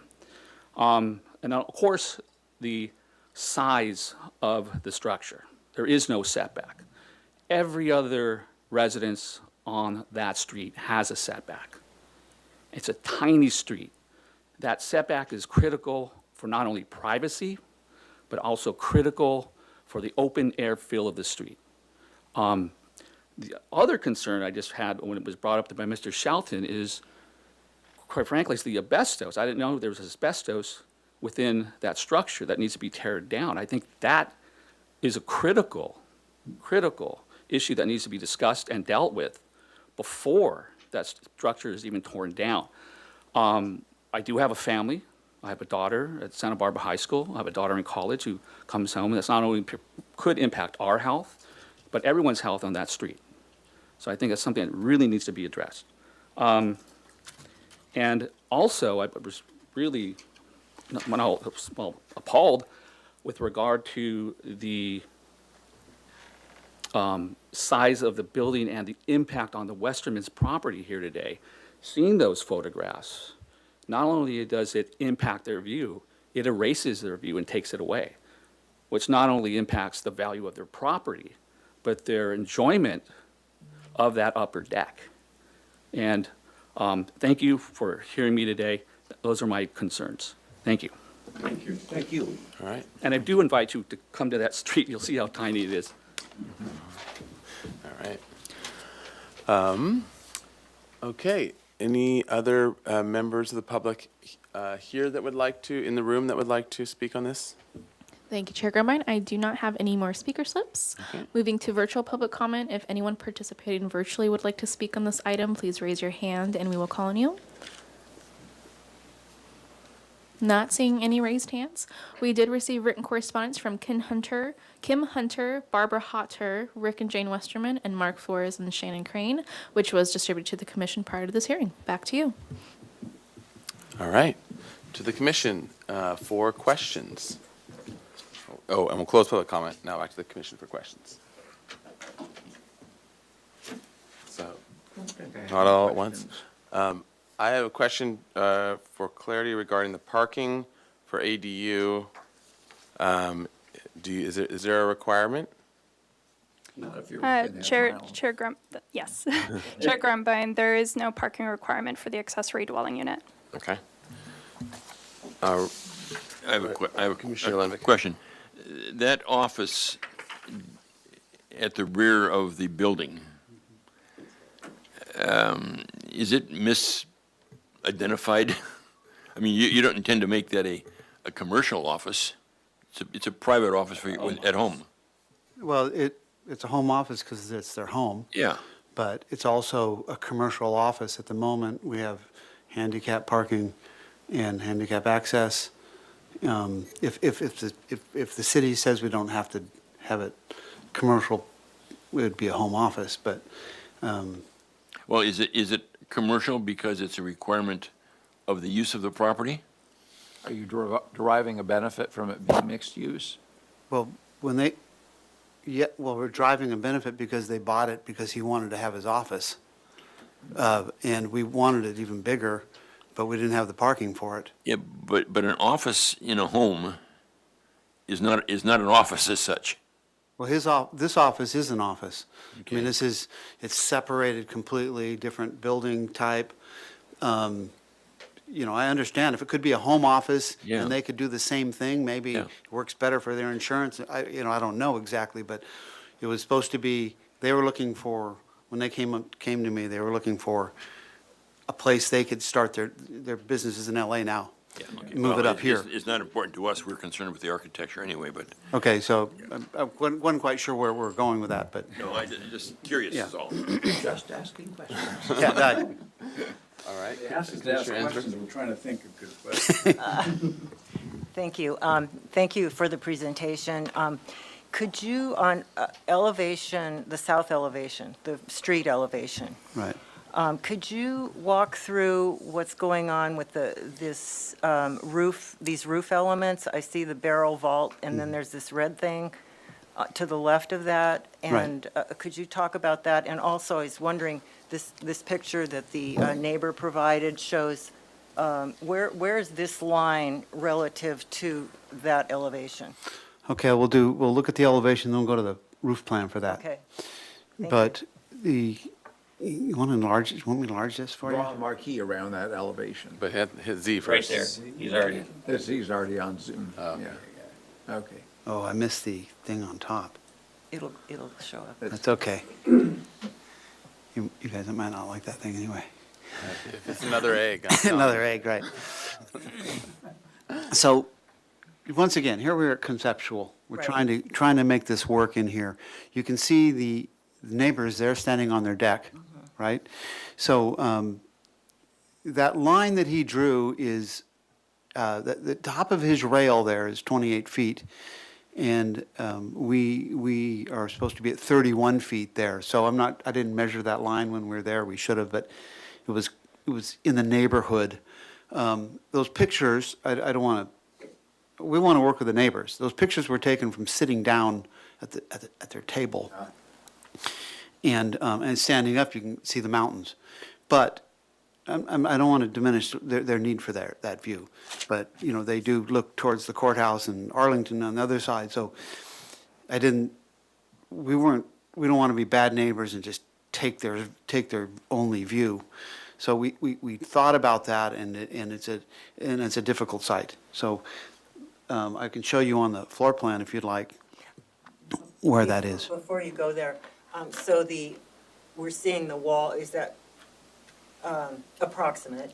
Oh, can you turn your Oh, mic sorry, maybe? sorry about that. Yeah, so where you're showing the light orange coming up, that's the top right there? Right here. Yeah, so that's approximately what they were trying to illustrate in this photograph? Right about there. Okay. Yeah. And then, so what is the red thing?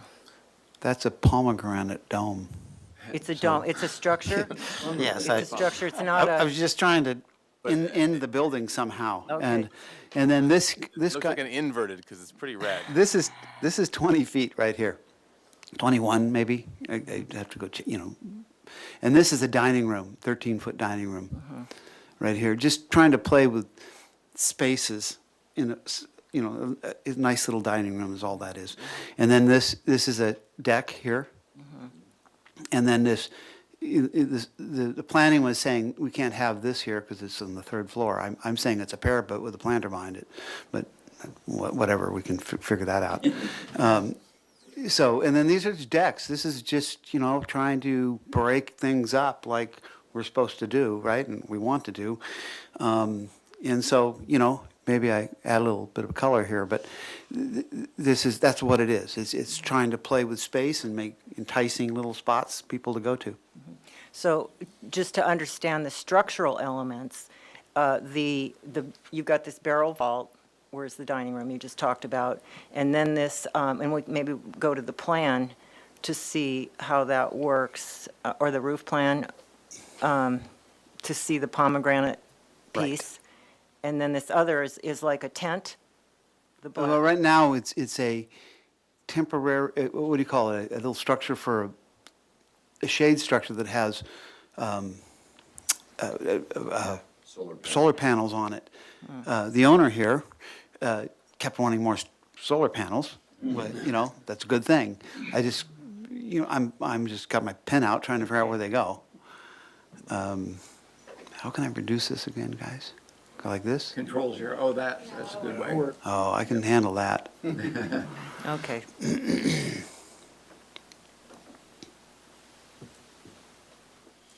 So this is, and I don't want to put words in the neighbors, this is the big area right here, though, is that he put that line there in his drawings, that block out was right there. Right. And so he's looking out here towards Montecito Peaks, out in that direction. And so that's where I have that pomegranate. Once again, just trying to architecturally break the building up. And so that's, I believe, a big bone of contention there. This is he said 36 feet back right now, his third floor. That is 15 feet back. No, this is 15 feet back, and then you're, yeah. Yeah. The third story is 36 feet back. Yeah, and also because you're off mic, we need to either, if it's really important that needs clarity, then we can go there, but it'll have to be people talking into microphones. Can I go to the mic? Sure, quickly, but we'll, yeah. And the main real question is this generally accurate in terms of where the two buildings are and what the relationship is? That's what I wanted to clarify, because I put those story poles up from the plans that Mr. Shelton provided us. They're 4 feet above our parapet wall. That's where I built the story poles. I mean, it's accurate according to the plans. And the blacked out areas are at the top of those story poles. I didn't exaggerate, didn't try to create a scenario. This is just being totally honest from the plans. And so and just for additional clarity, that 4 foot above your parapet that you have put the story pole up, that is, if you can go to the Right there. elevations. It's that line right there, Okay, that line right there. okay. Well, there's one line that's even clearer, and it's what looks like the east elevation of your house that has the multicolored, Can you go to the elevation? yeah, then we'll- and I have a it question shows on this clearly plan. where the, Okay, actually, hold on one second before we go. So I did walk the street today, and I noticed that you kind of have a cantilevering member holding up the story pole, so it's projecting Yes. into the street from your house, whereas this well, no, plan it's would not into show the that- street. It's from the parapet. From the parapet wall is 15 feet back from the front lot. Right. Their structure, on the third floor, a deck extends 5 feet towards the street in front of that. Well, what I was seeing today was that the story pole and the string line projected towards the street from the end of your parapet there. Correct. Okay, That's so, right. but it looks like the That's the building is deck. actually back from there. That's right.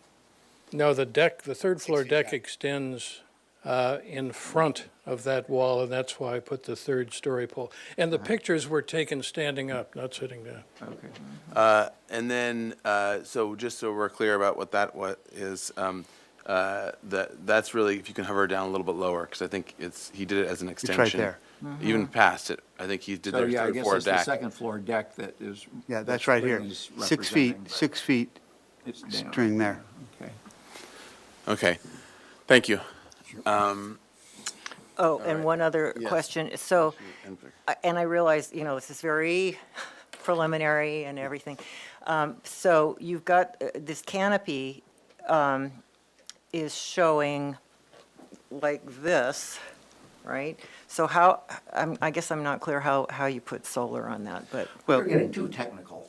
Well, I'm just questioning because it's, it is an element, whether it's a structure or not, it is an element that is coming up above, and it does create a obstruction. right, I was, that would just be a facade that's bent on a straight thing behind it. I mean, I'm trying to have fun with it, something that I kind of don't want, right? It's solar panels right there, so trying to have fun with the problem. But it would be a facade, yeah. Okay. All right, other questions? Yep. Yeah, I'm on. Sure, ma'am. Y'all had a dinner on the deck and discussed concerns. Have you considered any changes to this based on that discussion? Yes, I went back to the drawing board, and I'm playing around. And the owners, after that meeting said, we really want to work with the neighbors, since they'll be living next to them. So, Mr. Chair? We're pretty easy. I think that what we hear from Mr. Shelton and others is that he's concerned about this, his owner's concerned about this, and they are going to try to solve it to the extent that they can and still whatever. I mean, we don't really guarantee private views. and it's not what the city requires of us. We want to try to be part of a good neighbor policy, but we don't guarantee private views. But I would prefer that we address the modification issues and the setback issues, and whether or not the building is going in the right direction, and hope that they come back with a solution that we're going to be real excited about, as opposed to trying to solve it now for them. Okay, so, question mark? Because that's the question, question mark. You heard him raise his voice at the end. All right. Okay, so any other questions before we go into comments? I have a question about the modifications. You mentioned there are 3 modifications, 2 that you're planning on working with, and 1 that that you really need to happen. What are those, or which? Correct. There's 3 modifications per our review. The 10-foot modifications that we need to go up against 223, that's the modification we need. I can deal with all the other ones and not ask for them. Basically, it was a 15% open yard. Through the chair, just to clarify, so as Mr. Shelton said, the one that they're for sure going to pursue is that 0 setback shared with 223 equestrian. The other 2 modifications, one, there's portions of the 3rd story that don't have the same setback as the lower 2 floors. The lower 2 floors are allowed to have a 6-foot setback, and at 3rd stories, you have to push the building back to 10 feet. They're currently designed to have that portion of the 3rd story towards garden as a 6-foot setback. So he's going to be working to address that. The other modification that came up was the at-grade open yard. They're not providing that currently, so they'll need to make design changes to provide that. And those are doable. All right, any other questions before we go into comments? All right, thank you. Then in that case, let's go into comments. I think Commissioner Lenvik, your comment question of addressing the other stuff, I think is good. I think that while we might have some general other little comments to throw in, obviously the front facade is going to be, at least the front facade is going to be massaged, at least the upper left portion. So I think that does make a lot of sense, and I think the key things are the overall massing, mass bulk scale, and kind of character of where things are going, and how that one setback and modification is, how people are feeling on that. All right, so with that. Well, my comment is that regarding mass scale and bulk, yes, I recognize this is a larger property than some of the others that Barry Berg has worked on. I'm really appreciative from the standpoint of what the architect is trying to accomplish by putting interior open space. I mean, he could, change the whole layout by eliminating the interior open space on the project, but he's creating an environment which is quite pleasant from the standpoint of a small lot, and I'm willing to accept the scale of this project, and I think it's not inappropriate to what's happening on the block now. Okay. Mr. Chair? Yes, Vice Chair House. I would definitely agree with you, sir. Thank you. It's a really wonderful street, and there's a lot of whimsy to it, and it kind of reminds me of neighborhoods in New Orleans or Charleston, and definitely that pink building. Even it had a charm, but it's right up to the sidewalk, and it's a narrow sidewalk, so it does feel oppressive. There have been comments that this is also right up to the street, and it's really not. The garage is back 20 feet, so there's various setbacks on the front. So I think overall, it fits in quite well. It's whimsical and goes with the other whimsical buildings on the street. So, and as you've suggested, you'll work with the neighbors and work on preserving their views to the extent possible. I think possibly it involves removing a program element, and I don't know if we can suggest an ADU be removed or if that's running afoul of state law, Oh. They'll throw you in jail for at least a Yeah, year. so I'm not really suggesting. State of that. California will come down on you like a hammer. Yeah, but, yeah, that's my comment. All right. Mr. Chair. Yes, I Commissioner Gordon. have several comments, and I would echo what other commissioners have said. On the asbestos, I share the neighbor's concern with that, but it also, I think that probably falls outside our purview, and I probably think there are regulations, city regulations that govern that. But I share that neighbor's review. As to the issue of view, this is not an isolated case. We've had several before. I predict we will see many more in the coming years. And I think a good neighbor policy, which is that the people involved work it out, is the best solution. But if you're looking for other kinds of remedies, I don't think we can support protecting views in situations like this. I don't think that that's, we can legally do that. And a third comment, generally supportive of the project, is I make a comment about the Villa Santa Barbara across the street. That's a huge building. And when you walk along that sidewalk, it's looking down into the parking garage. It's rather negative space or negative impact on the streetscape. So that I do feel that the attempts to add color, to break up the massing, actually has a positive impact on that stretch of the block. And I think with the Barry Burkus buildings also on the street, would overall make an improvement on the urban streetscape of equestrian. All right, thank you.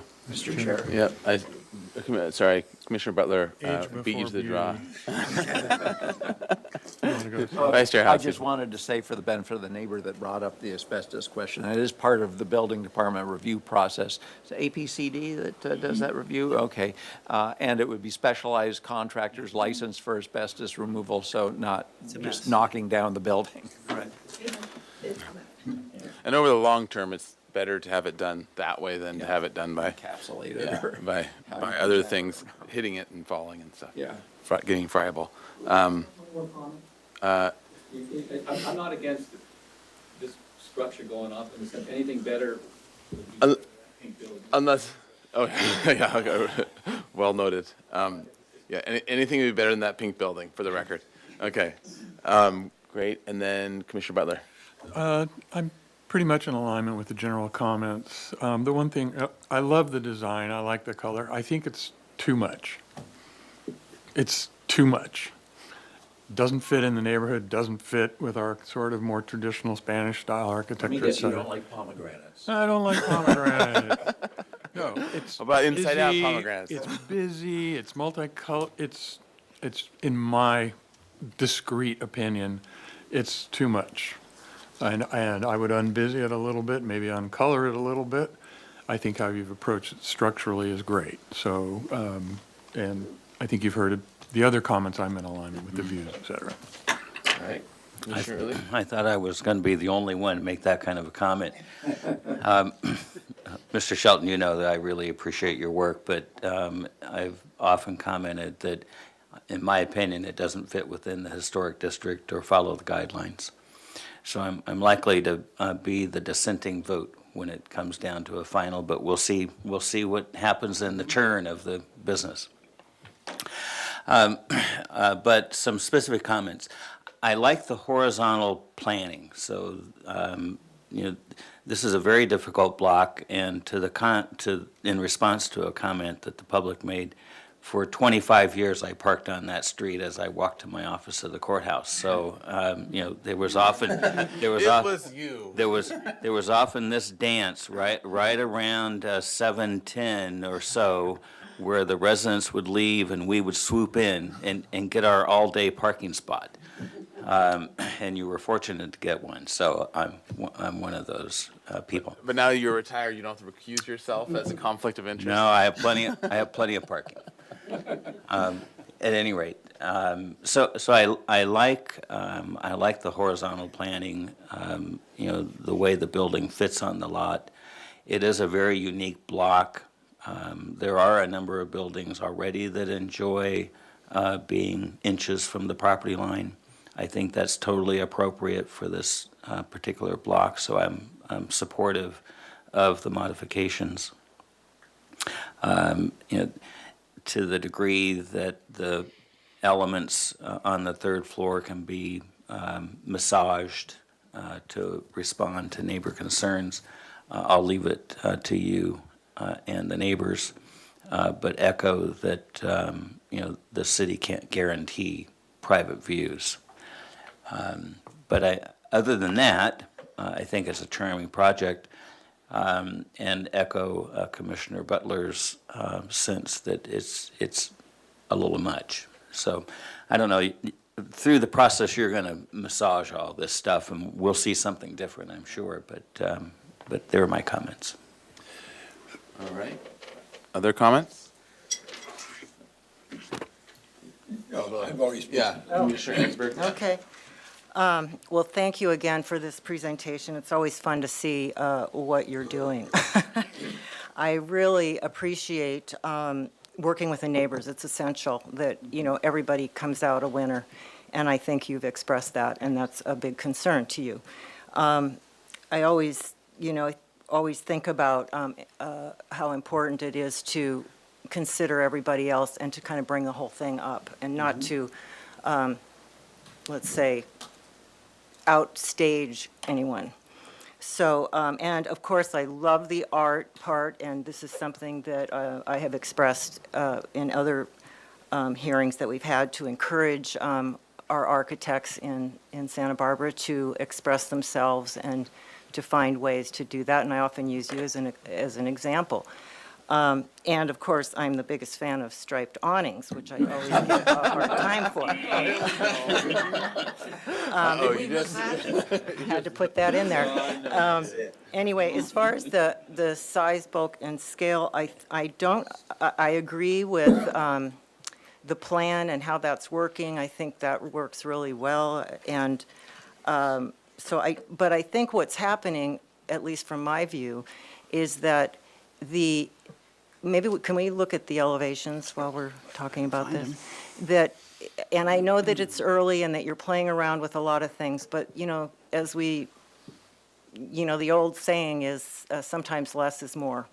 So I think that there's, and I kind of wonder where, you know, to allow for a little bit more mystery as the presentation of what is there and how wild it needs to be. So I lean towards the comments of Commissioners Butler and Uli, that I think some simplification could really still be very, very, you know, your style and playful and fun, and might even be more exciting if it had a little bit less. And that there's ways to possibly, you know, that the size, bulk, and scale is being, I'll just use the word exacerbated by there's so many elements, there's so many colors, there's so many pieces to it. So I know you'll work with the neighbors, and that you will come up with something that's going to be really great. So thank you for your work, and I look forward to see where this goes. All right, and Commissioner? Yeah, I have, Sorry, yeah, sorry. I have one comment regarding several commissioners' feelings that the building's a little exuberant. I think it's a problem we get ourselves into. We see this little thing there with all this stuff going on, and we react to it. My experience with the work of Jeff Shelton is that in reality, it's not that intense and vibrant and whatever. You're walking by and, well, what an interesting gate, you know, and then when you walk by a little further, I like that window detail, but we don't see it like we're seeing it on the picture here. I don't think that his exuberance there translates into an unreasonable exuberance in reality. I mean, I've observed his work for a long time, photographed it.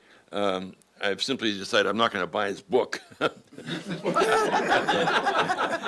But I don't think, I think we as people who are critiquing others' work, look at that little picture and see, we see all that stuff going on here, and that's too much. Well, it's not reality.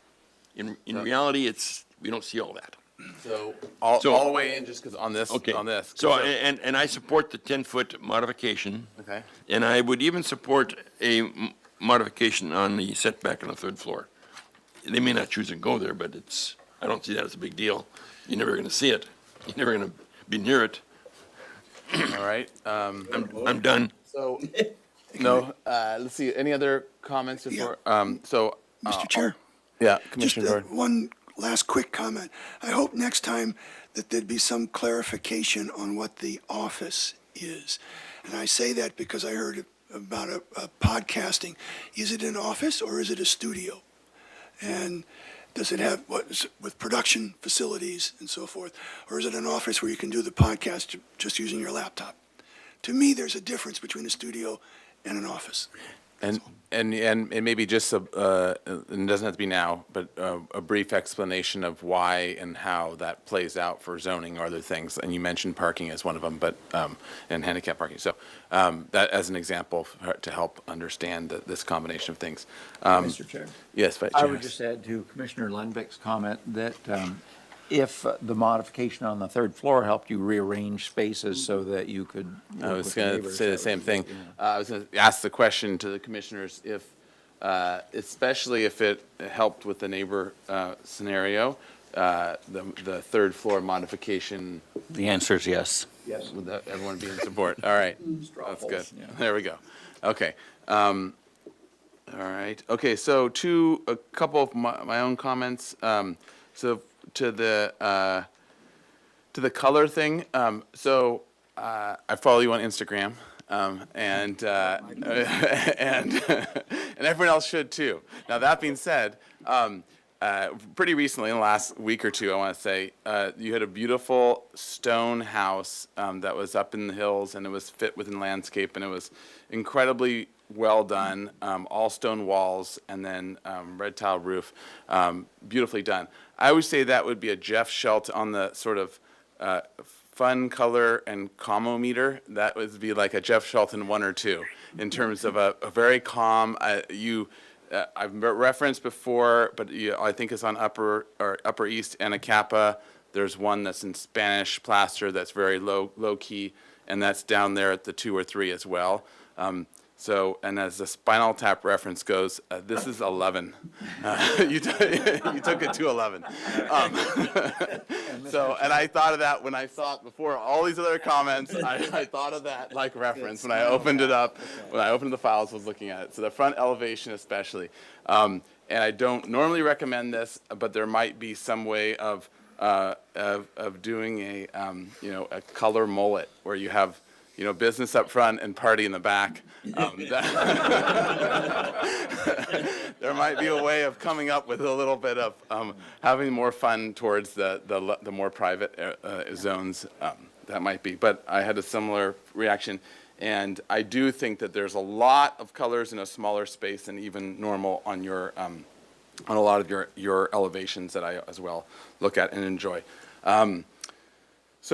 The only other comment that I had different than the other commissioners, or in addition to the other commissioners, was to accent the number of things per square foot that are going on. It does seem like you've got a lot going on, and I think the massing's done beautifully. And if we had more of this massing thoughtfulness we wouldn't have so many problems that we have people building next to each other. Because oftentimes projects that we see and we raise the flag and say to them, in the future someone else has got a building that right next to you, and you're not either going all in with a blank wall, which means that the other person could put a blank wall and create these internal courtyards and masterfully as you've done. At first, I thought your drawings were wrong because I was like, wait, that's too much open space up top, and then I realized you're stacking it. So that's really well done. But in terms of the number of pieces and that, I think your massing's great in those jogs, but maybe not as much on the shifting and changing of elements so frequently. So I don't know.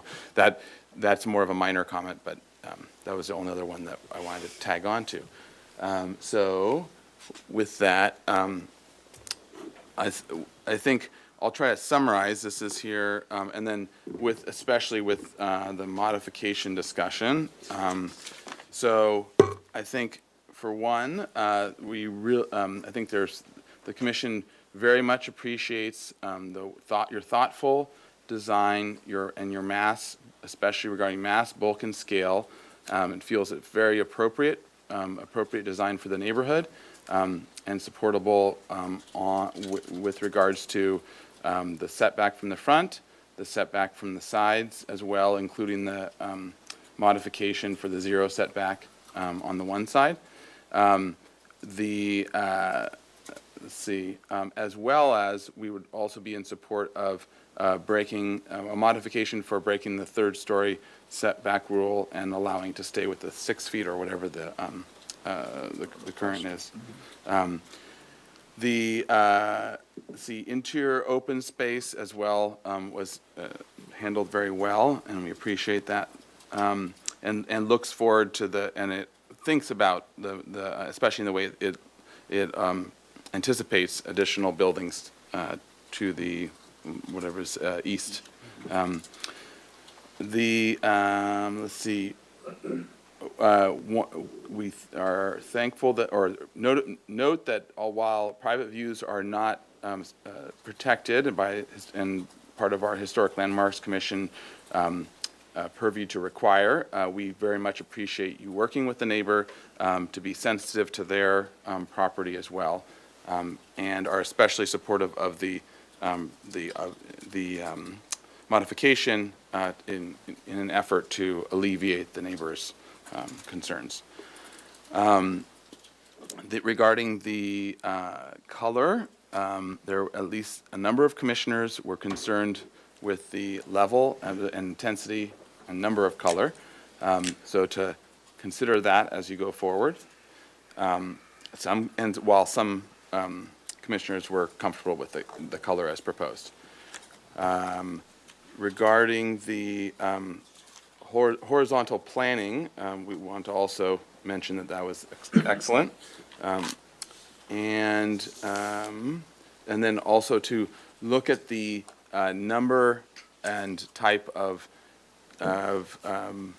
elements that are being used as a potential for being too many, especially towards the front of the building.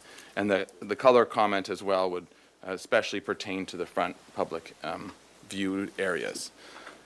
And the screen's blank now, so I guess we gotta go. Meeting's over. Yep, meeting's over. This is what happens when you don't have paper plans. Put another quarter in. Okay, and let's see if we can keep going, because I think we've got almost everything. Is there any other, did I miss any comments from anyone? Is everyone feeling good? Yeah. So.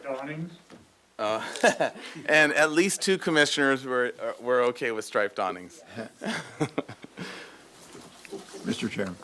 Yes. I'm reminded Vice Chair of House. former Fed Chair Alan Greenspan, who coined the term irrational exuberance. Maybe this is rational exuberance, or maybe Yeah, it's close maybe to a little bit of each. irrational exuberance. All right, so this is for, eventually project compatibility findings would be required, but I think you have a lot of good feedback, and I think some of the massing will tweak a bit and change, so we'll hold off for all that. Any other comments? And I guess if not, there would be looking for a motion to continue. Motion to continue indefinitely. Indefinitely. Second. With those comments. Okay, I've got a motion and Commissioner Uli, second by Vice Chair House. Any other discussion? All right, a roll call vote, please. Thank you, Chair Grumbine. I'll take the roll call vote. Commissioner Uli, Yes. Vice Chair House, Yes. Commissioner Dordan, Yes. Commissioner Drury, Yes. Commissioner Ensberg, Yes. Commissioner Butler, Yes? Commissioner Lundvik, Yes. Commissioner Manuel, Yes. and Chair Grumbine. Aye. Motion passes. Thank you. All right, thank you. And just, I want to make one more note for the record, is that I know you guys can definitely work things out, because both of you have very similar tastes in terms of greens and glasses and their whole look. Yeah, exactly. One more thing. Next time time you walk down the street, ring the doorbell, we're probably home, we'll give you a tour. Okay. Wonderful. All right, Appreciate it, sounds good. everybody. All right, thank you very much. Appreciate it. Thanks. All right, and with that, are we good? We can, all right, adjourn the meeting. All right. Thanks.